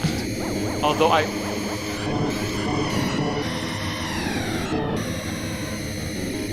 They can stream, though? Yeah. Although my hesitation with bringing a GameCube over is that I could just bring a Switch. Or not a Switch, sorry. I could bring a Wii. And then what's great is the Wii home read is the Gecko loader. So you can load ISOs, which I would never do. I'm not suggesting that you go to your favorite ROM website and download GameCube ISOs. Exorbitantly expensive $200 GameCube games. I'm not suggesting you do that. But obviously it would make your life fun easier. Did not rip my GameCube library. And that's what's so great about the Wii. You can actually rip your Wii and your GameCube games that way. Because GameCube is actually something that I don't think is being said, and I don't have scientific proof of it other than people making some YouTube videos about it, which are 100% true always. But I've heard that GameCube games are much more susceptible to disc rot than other games for whatever reason, perhaps it's affecting the manufacturing process. So I have this sneaking suspicion that we're going to have people buying all of these super expensive GameCube games, and then they're just going to start dying over the next few years because they're going to start rotting. Or maybe someone in chat can correct me on that. Like, all the GameCube games I have are fine, but it seems like there's more, like, defects out there than, there's like a higher rate of defects than other consoles.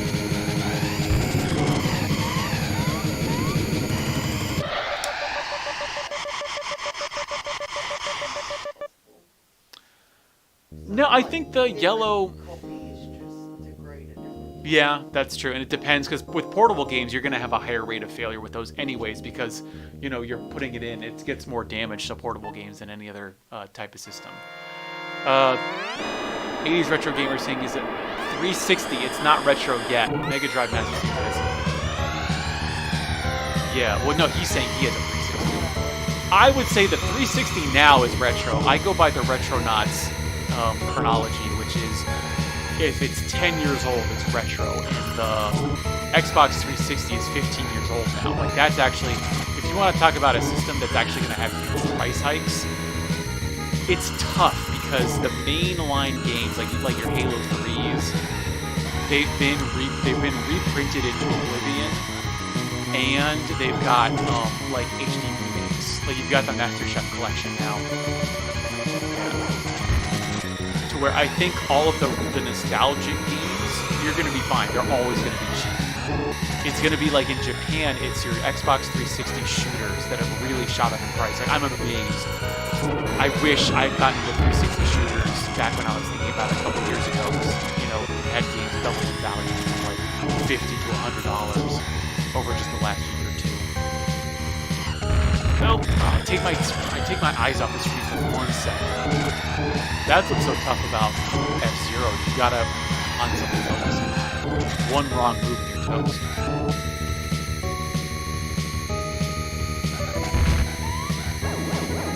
Point where it's very hard to have a running commentary and actually do well in the game itself. I think it definitely helps. I think having someone else here to talk it helps make the stream less boring, but also so a little bit of inside baseball. I was recording a video today. I actually ended up just bidding all this and like it. But something that really helped me was I put a picture of Satoru Iwata up on the television, and I just like talked as if I was talking to the picture. It was just nice to have like an eye that you could like just look at and focus on. I was talking to Iwata in spirit. Would you rather I use a picture of you? Oh, Hammy's joined the stream. I don't know. Yeah, I don't think you can see it. Oh, this is gonna be. Oh boy. Ah. Hello, Hammy. Oh, I'm sorry, Hammy. Here is Hammy. Hello. Hi, pussycat. This is Hamtaro.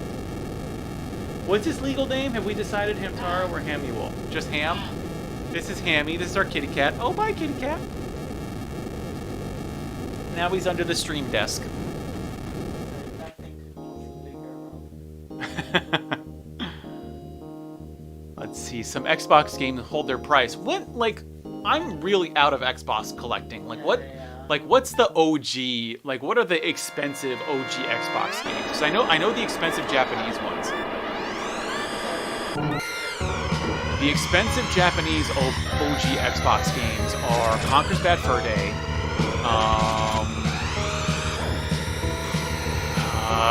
Fatal Frame, it's like Fatal Frame 2, and then Metal Wolf Chaos, which I wonder if the price went down since it got a port. Because for the longest time it was $100, but I wonder if the price went down after it got the port. Those are the only expensive Xbox games that I know. There are a couple, I think there might be a couple of rando Japanese Xbox games that are like a bunch of arcade ports. They're like arcade collections. There's this weird trend in Japanese games where arcade collections not only hold value, but it will actually like jump up in price. Like there's a couple of Psycho collections that have like Sengoku Ace and Sengoku Blade that are like $100 for just ROMs. Like that's basically what they are. And I wonder if that is also the case for a couple of Xbox games. But as for like American and European Xbox games, I don't know what the not only what the popular games are besides Halo, but what the expensive games are. Blinks can't be expensive. And you know, maybe that's if I'm gonna collect any games outside of Japan, it's probably gonna be Xbox games because I had so little exposure to it. I had a friend. I have an Xbox One and I have a 360, but I barely have any games for them. And I never had an OG Xbox until I bought a Japanese one. So I don't know what the big original Xbox games are. That's a console generation that I got into the GameCube. I have a bunch of original GameCube games, but I got into the PS2 just for the RPGs, and I got a PS2 in 2006. And I don't know. The GameCube is the one that I really want to find out about, but I'm also interested in Xbox games. But there's also just so many of them that it's really hard to keep track. Oh, come on. I hate it when the AI fishtails you. Like, they just knock you and you end up going like you do a 180.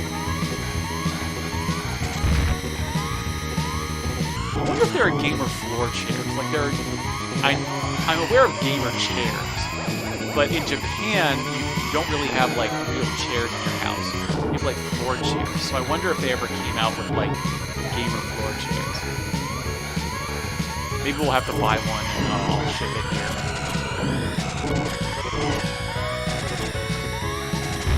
I love sitting on the floor. I really got behind that. It was nice. Save money on furniture in Japan. I don't suffer. That's it. We might. Oh boy. I'm interested to see how hard the first two cups are on hard. Let's see. Jay, when are you going to stream Japanese dating sim games? Oh man, no, I don't want to get banned from. There are a couple. I know of some.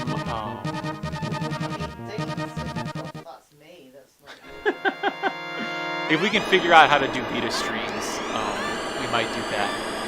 I know there are a bunch of dating sims on the Dreamcast that it's really weird. Like they're like adult dating sims on the PC. That was a big thing in Japan, still is. But then they actually got like toned down and released on the Dreamcast. Yeah. And then there's actually a bunch for the PC Engine. There's a bunch of like adult games, adult sims for the PC Engine and the Saturn. They got released in Japan, but I also, again, I did not want to get banned from YouTube.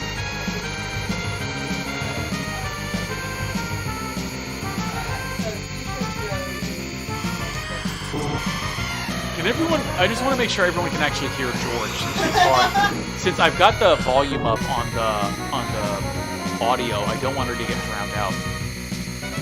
So yeah, so George, if you didn't hear her, she is a published IGN author and Bishoujo historian, hentai historian.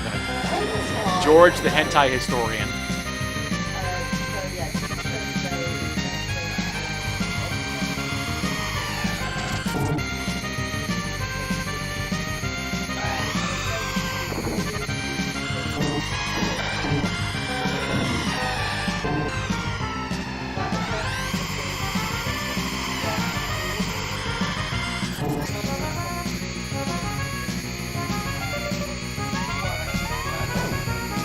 Do you remember what system it was for? Was it for the PC?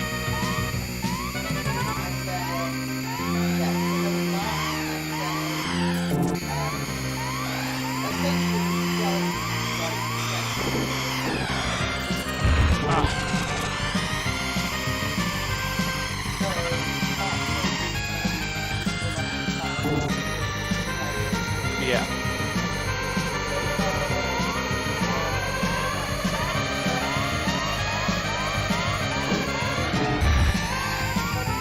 Oh, yeah, I remember that from the article.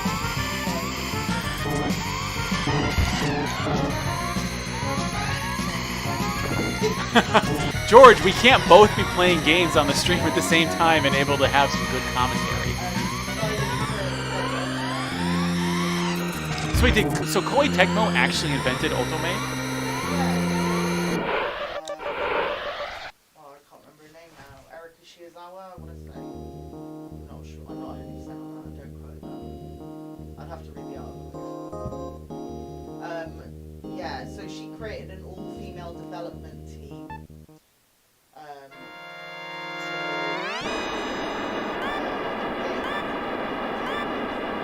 Oh, sorry. So 80s retro gamers saying the audio's too loud. Let me bring down the.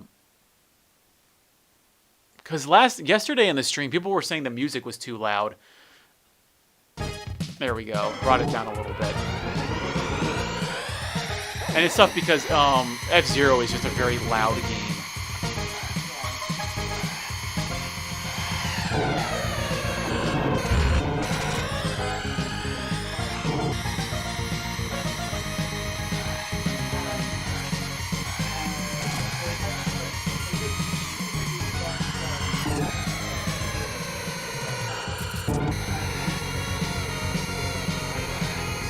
Yeah. Yeah.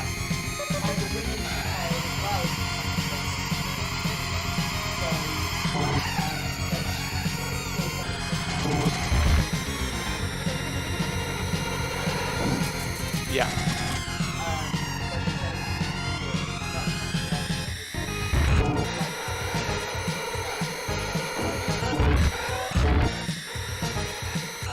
What was the first Ultimate game? What was it? What system was it for?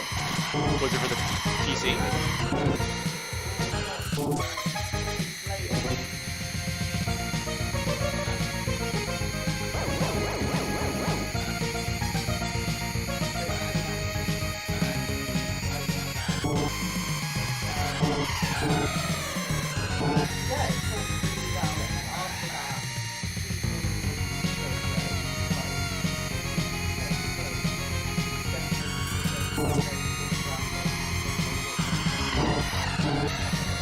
Yeah. Made it more boring, you mean? Uh-huh.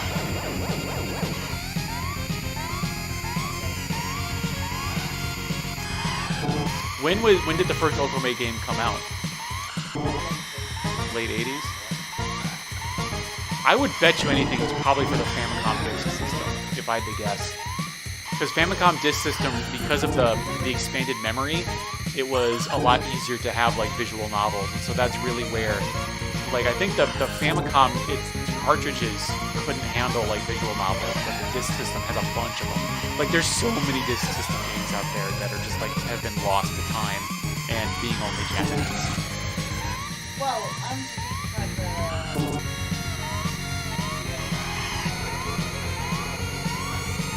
Oh, yeah?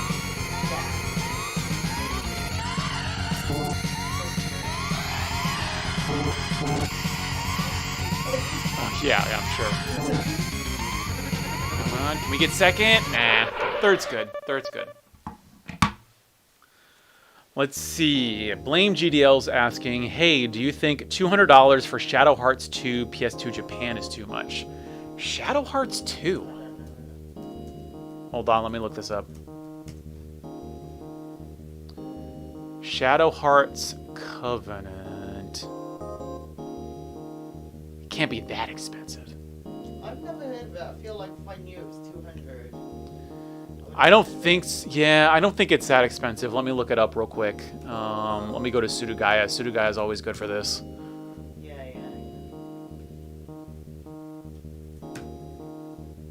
Shadow Hearts 2.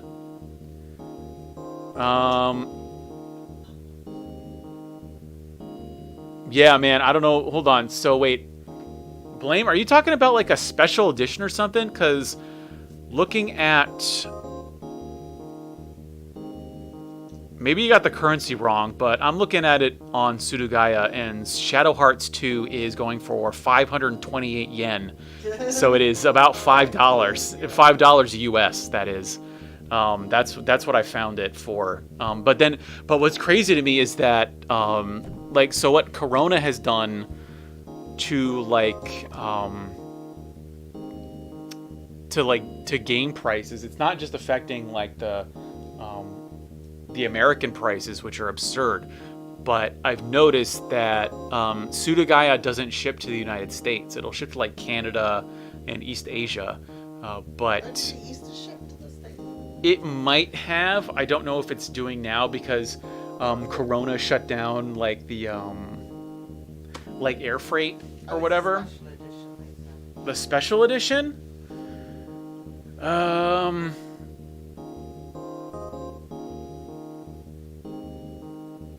Anime and games. Hold on. No, that's the score. Hold on. I don't know if I can do this in the chat. If I can't, I'll let you know. Yeah, so that's the search that I'm using. I don't see... Oh, there's the Gente DX pack. That's going for $20. What's it going on for eBay?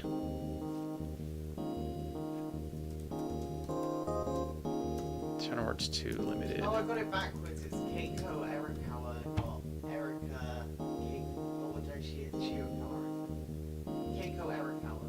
Yeah, so I'm looking on eBay right now. The Shadow Hearts 2 Covenant Japanese, that's going for $120. And that's shipping from Japan. Sudugaya has it at $20. So it's crazy. Like it looks like a lot of Japanese games are really getting marked up, like more so than usual. Like I know they've always been more marked up. New? Yeah, I don't know where you'd find that new, my dog. Like, yeah, I can find it used. Finding it new, I have no idea. Used is like $20 if you're in Japan. If you're out of Japan, it's apparently $100. Like that's crazy to me that they're marking it up so high. Like that's, man, you know. Like I know we had to get the hell out of Japan, but if we had stayed, apparently it would actually could have made some money that way. It seems like I was looking at Pokemon prices recently on eBay versus Sudugaya. And the Pokemon, like, Japanese prices in Japan are, like, dirt cheap.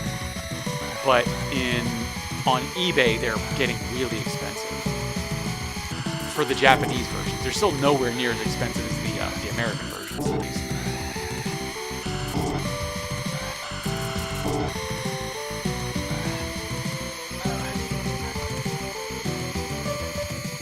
What did it come out for?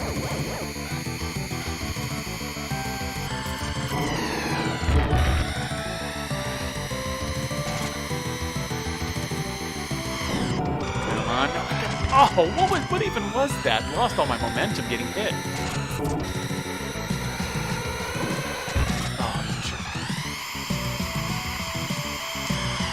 Man, F-Zero hard mode is actually legit hard. For the Super Famicom, really. That was Angelique, so that's their first Otome game. Wow. Has it been translated? But there's been no fan translation?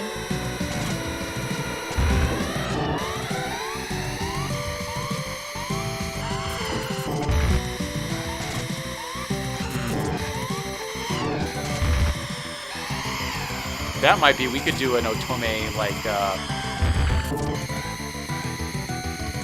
an Otome Let's Play translation live stream. Oh yeah? But it's only in Japanese?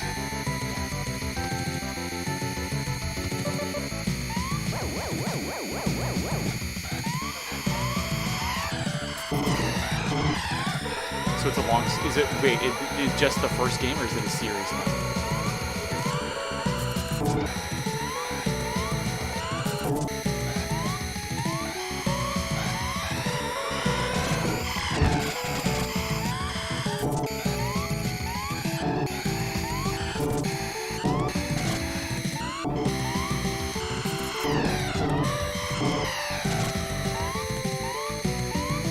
Oh, I don't have a boost.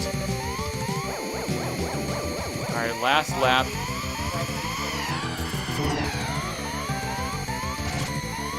Shoujo. I mean, we'll see if I can...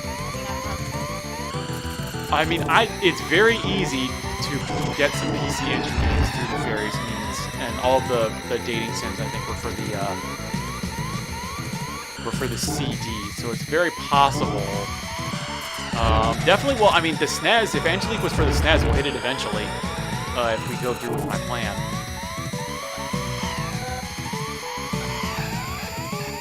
Shoot! It's 1994. 1994? What year is It'll be a while. We're 1990. Oh, okay. Oh, Tammy. I'm surprised he's up, although he, like, basically napped the whole day. Yeah, our cat's off screen. Off cam.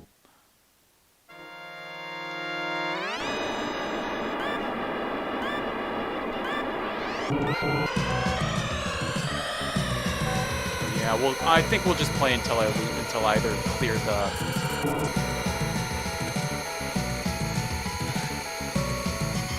cup or die. We're heading into 9 o'clock now.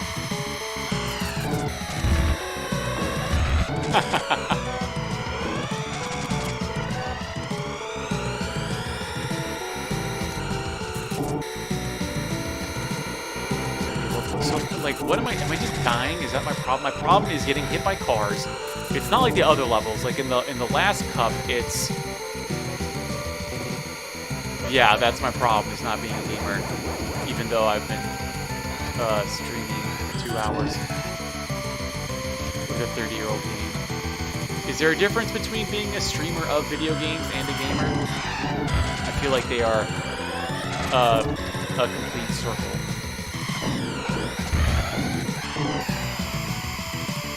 Yeah, the trick is the guardrails on this are so narrow that it is very easy to hit the other cars.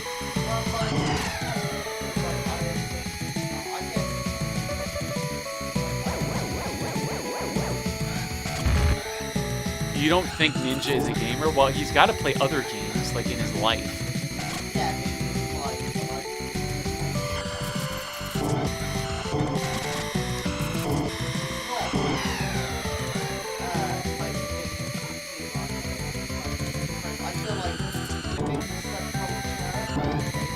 Yeah. Yeah, I think you're just old. I think that's what's happening to us. We're so out of it that, like, Fortnite to us is not a game. It's just this cultural phenomenon that doesn't make any sense.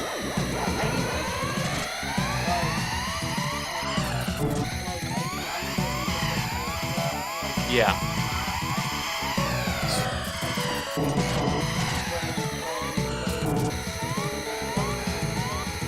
Oh, so you play indie games. Ooh.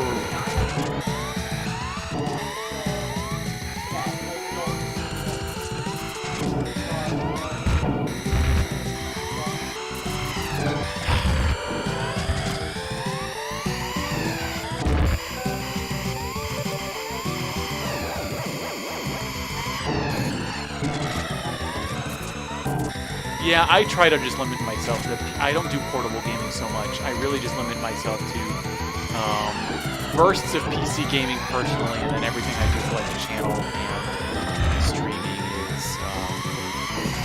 is console.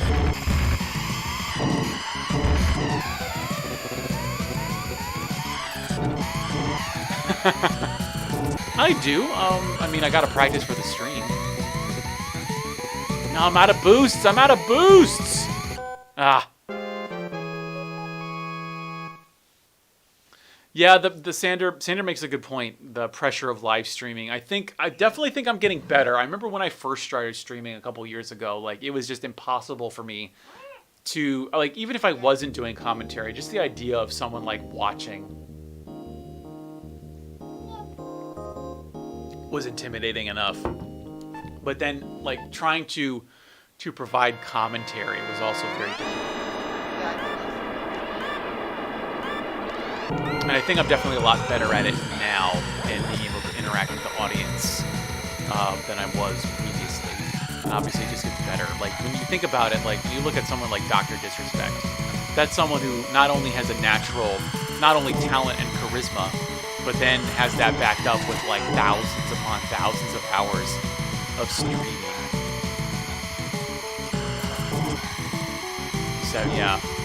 Still, I can't believe no one's figured out what's happened to him. Like why he got banned. Now if I can just keep second, I just need to make sure I don't hit anything. And I think I'm working on a breathing technique. I think I'm getting better at staying in the game, as it were.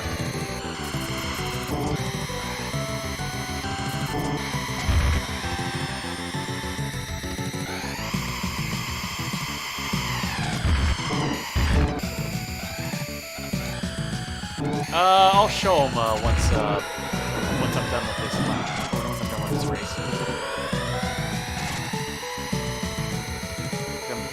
I was in first for a little bit, and then I got knocked down a second. So I keep getting hit, and then the enemies. I keep calling them enemies.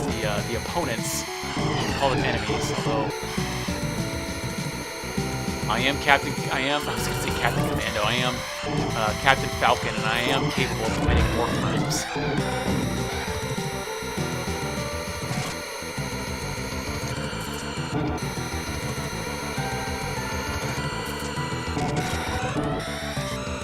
I'm gonna say 100%. I don't see why you'd be interested in retro games and not interested in arcade. To be honest.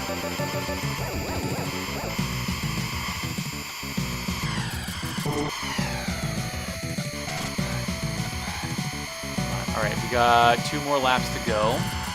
In a comfortable second, but then we've got third place roaring up right behind us. And then, yeah, the thing is, yeah, look at that. You can get knocked back in less than a second. Like you're traveling at light speed.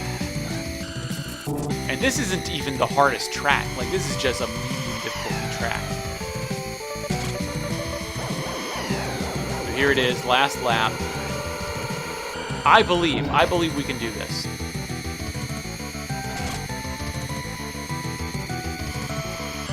No, I think there's still 4 more tracks. It's like track 3? I can't remember. Yeah, I just blew the speed boost there because that grit really slows you down.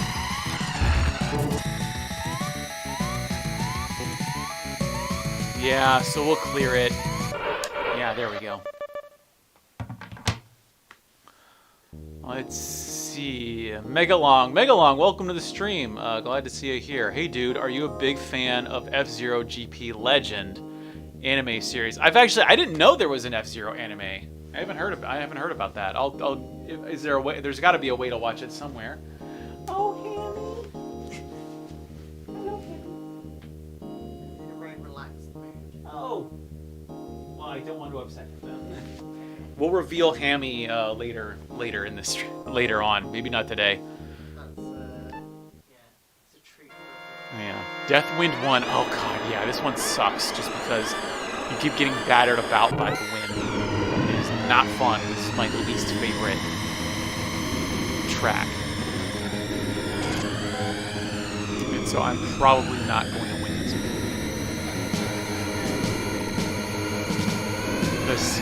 What? Scarce? Who's scarce? Scarce? No.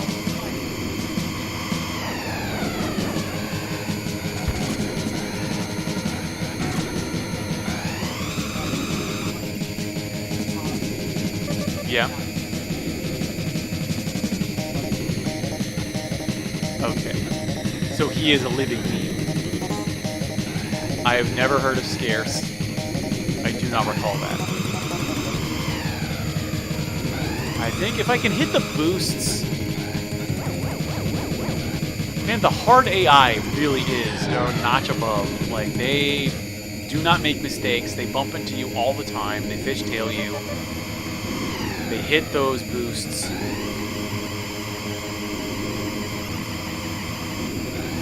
The competition is a lot tighter in this.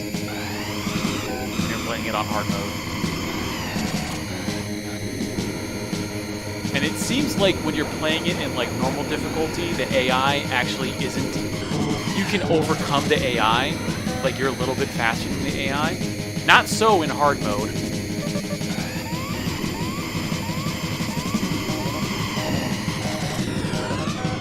Like shoot, like I get on the grid and I'm passed by an opponent.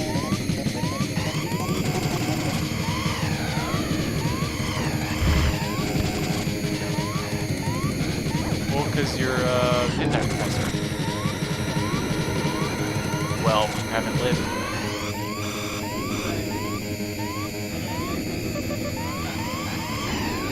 What? What is that? Uh-huh.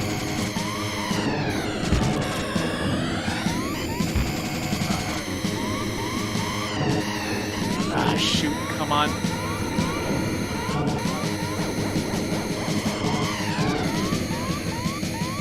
Uh-huh. I'm hoping YouTube isn't picking up on this to ban us. I mean, if your intent are you not going to spend 60 hours playing a visual novel to find the one tentacle scene? Yeah, I guess. All right, we'll do the last cup one more time and see if we can get through that. Yeah, you think so? All right, let me we'll do it standard.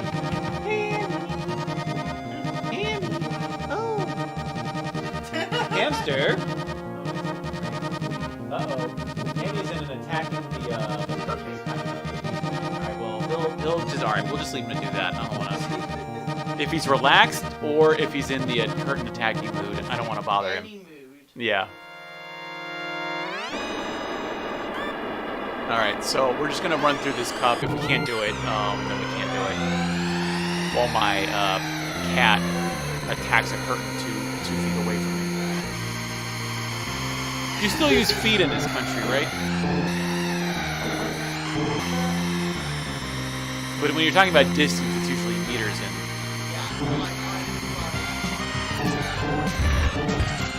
Yeah, that's so like, alright.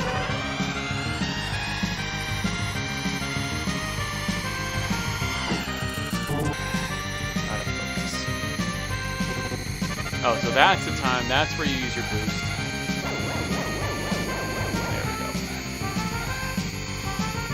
See, like when you're playing it on normal difficulty, you can overtake the AI, no problem. When you're playing it on hard mode, you just zip right past you. Or no, actually no, you gotta save your boosts for the grid area. I think it's much more productive to use your boost when you're going over the grid area because there's so much slowdown.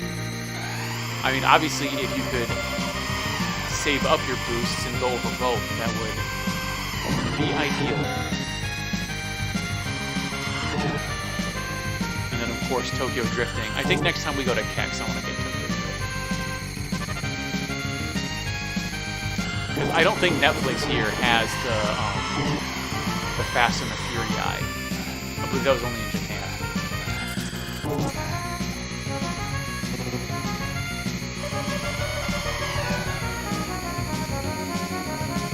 What did they call Fast and the Furious in Japan? Wild Speed, yeah, yeah.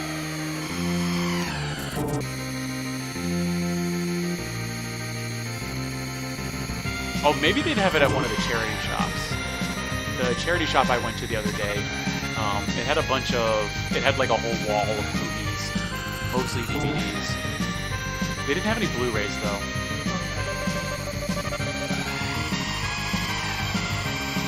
Yeah, I mean, who wants Blu-rays now? Yeah. Yeah, everybody's streaming everything, so no one wants Blu-rays. I mean, I definitely want to have like Blu-rays of like my favorite movies, but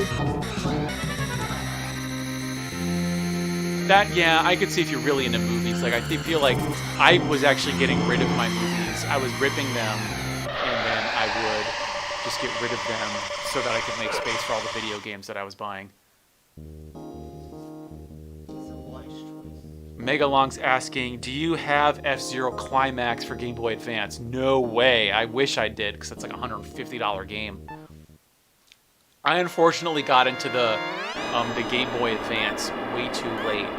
If I had gotten into the Game Boy Advance when I just got to Japan, I could have gotten some very expensive games. Unfortunately, I didn't recognize how good it was until all the games got really expensive, so I ended up paying. I don't think I've overpaid for a Game Boy Advance game, but I've definitely paid some top dollar for some games.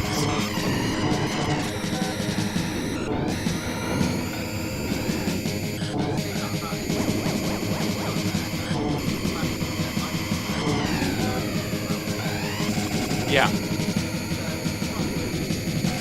Yeah, that's the thing, is that something I had to sort of console myself with was that I don't have infinite money, and I never will. So you have to, when you're thinking about the expensive games that you want to buy, or just any game that you want to buy, you have to think, for one, are you going to get your money's worth out of the game? And for two, like what happened, I think, with me in Japan was I was just buying all of these games that, okay, maybe I bought some games that ended up going up in value, but then you have to deal with like the mental agony of having all of these games that you haven't played again. And so, is that really worth it at a certain point? Like, someone posed the question in the Q&A, like, is it better to have one $100 game or two $52 games? And it's like, well, maybe in Japan you can get away with that because there's so many good games that are really cheap. But if you were going to go into Kex and you're going to spend $50 on one game, or, you know, get $25 $2 games, I think I would rather have the $50 game, because the $2 games here are freaking garbage. Like the charity shop that I went to, they had a bunch of like PS2 and DS games. But like, it was like Deal or No Deal, a bunch of like licensed junk.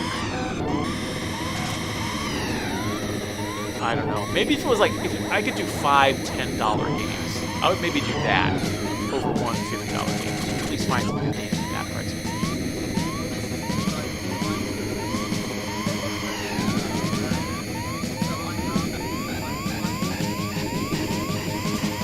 Yeah.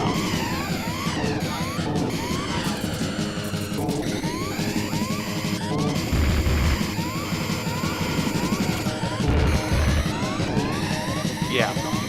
Well, if you've gotten £50 a month.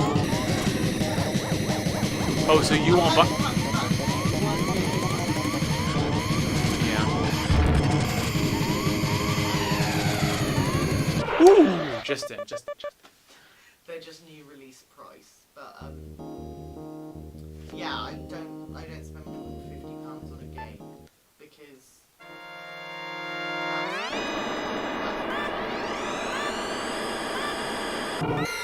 yeah, I think it depends for me. So George is saying she won't spend more than, I guess, what's the equivalent? Oh, no, it's like $120. £50 not. Oh, sorry, £50. I thought you were saying £100. So the most I've ever spent, I bought one game that was over, the most expensive game I bought was probably about $300. What was that? Rekka. Because in Japan it goes, it's a shooter for the Famicom. It's normally, like in Japan it's like $1,000 game, but I got a deal on eBay I think in general, if it's a cartridge game, I will spend upwards of $100 on it. Otherwise, if it's a CD game, I think the most I've spent on the CD game is probably like 70. Like when I bought, when I was leaving Japan, I bought Gunspike, the Kami shooting game with the Dreamcast. It had to be a real special game. No, that's not true. I did pay $200 for Battle Corega, but that's like, you know, my favorite shooter of all time, so I had no problem buying that. Although now it's much cheaper. Like I bought it when it was at its most expensive, like a fool. Although I did play it a lot, so and that's the thing. It's like in the end, I have no problem spending a bunch of money on a game if I'm actually gonna play it.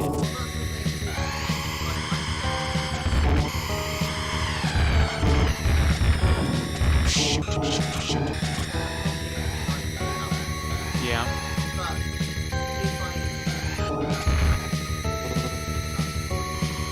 Yeah.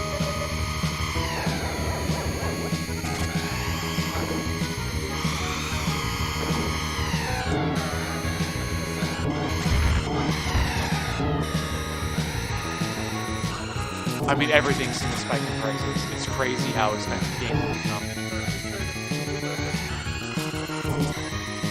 Persona 4 Golden was really common for people.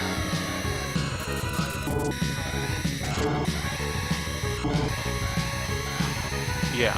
Did you have a digital copy? Okay. I have the English digital.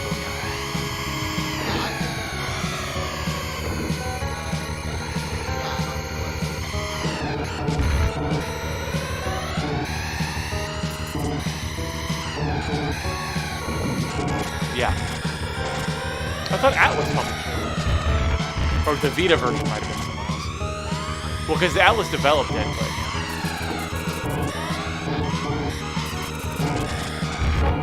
Oh, come on, come on!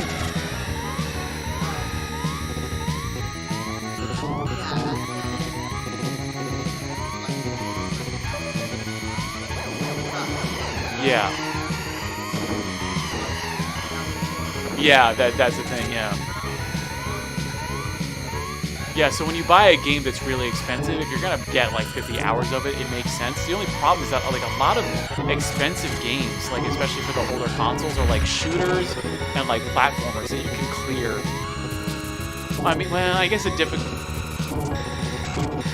can clear it, you can clear it in like less than an hour. But I guess it's all that practice that you have to build up to, and that's where that real hours come in terms of the how like the gameplay or what you're getting out of the game. But one game that become really expensive lately is the bloody for Vita. It's the SpongeBob SquarePants game on Vita. SpongeBob SquarePants for Vita? How expensive is that? SpongeBob Hero Pants, I think it's called. It's about 70 or 80 pounds. Yeah. Oh, I don't think I got this far.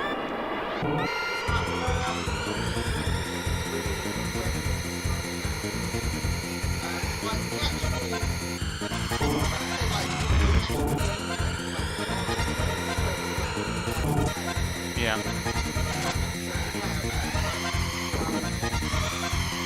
So the trick with this level is going to be using the jumps properly, because if you don't use the jumps properly, you're going to end up off the track and float up. Is that what? So is that how expensive is the SpongeBob game? 70 pounds. Did that get released in the US or is it Europe?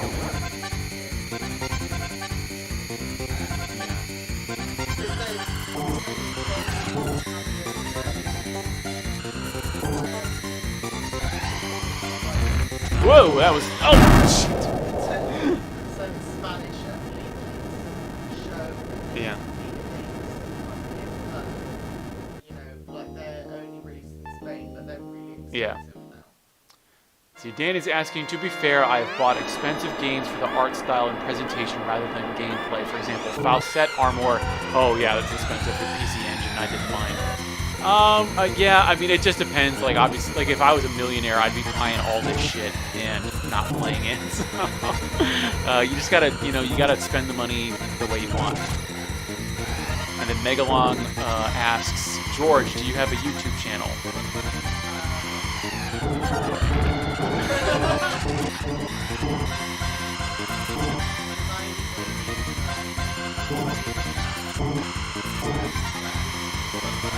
I think we just got to get an HDMI splitter. Then we can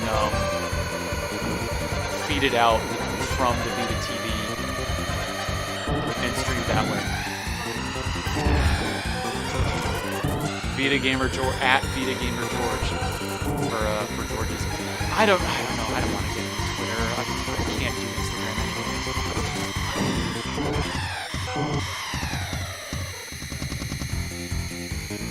I don't know. Maybe that's I gotta work on making more videos anyways. But then you gotta figure out how to reach people on Instagram.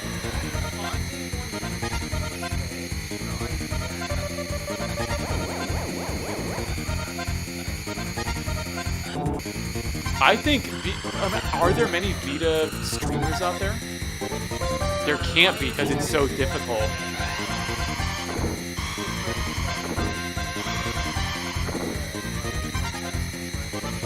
Oh yeah?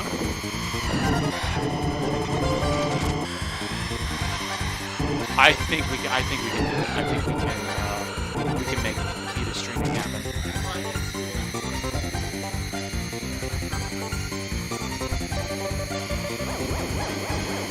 Yeah, I wonder what the hack is. So, well, is it? It's got to be a hardware hack though, because you need the HDMI out.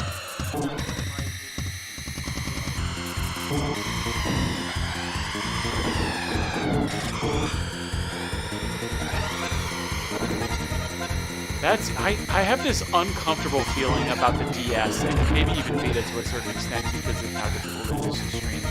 That it's going to be this black hole because unless you can emulate it properly, like I know there's DSs that you can hack that people have hacked to do the HDMI out, but you're going to have this whole generation of games that's just locked away because no one's ever going to want to like reproduce the DS like architecture.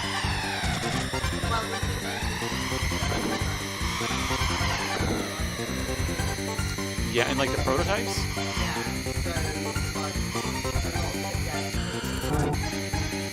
Ooh, yeah, that might be the trick, yeah.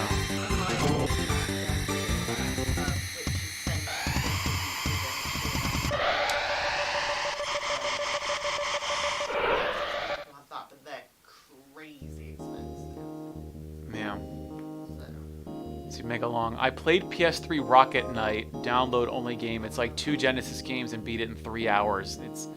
Yeah, Rocket Knight's pretty good. Yeah, I think Rocket Knight's good. But yeah, I don't think I played it myself. I remember it got really expensive in Japan.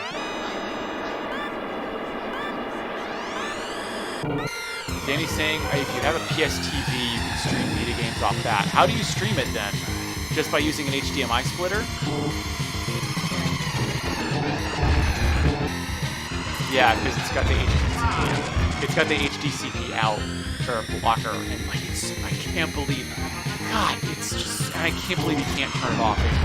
I guess because with the PS4 you can turn off HDCP. You can't with the PS3.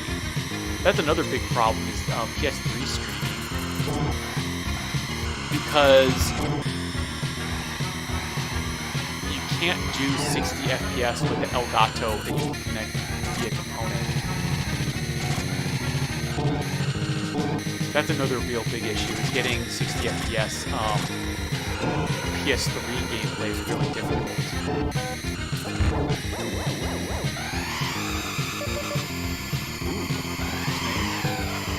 Yeah, keep the speed up.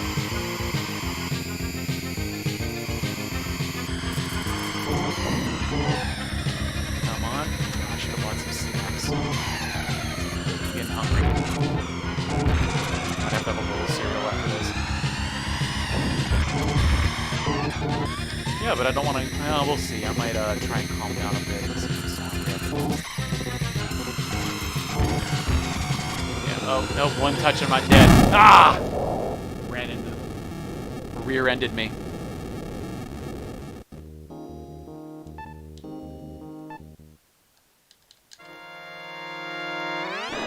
Did pretty good. It got farther than I thought it would. Didn't think I'd make it to fire field. And we gotta pass Greenie.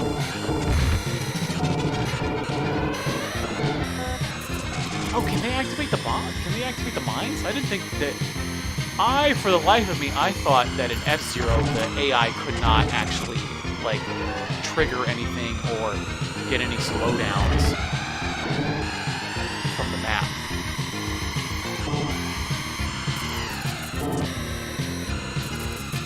Curve.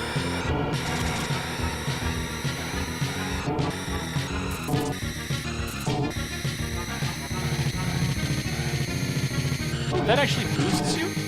I didn't realize. There's a little, like, blue pattern to the ground. Oh, shoot, I didn't get the help. There's a blue pattern on the ground that I think speeds you up.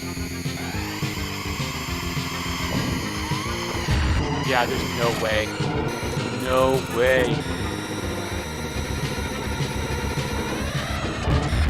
Fishtailed me into the fireballs. Okay, yeah, it's getting late here. So I'm gonna...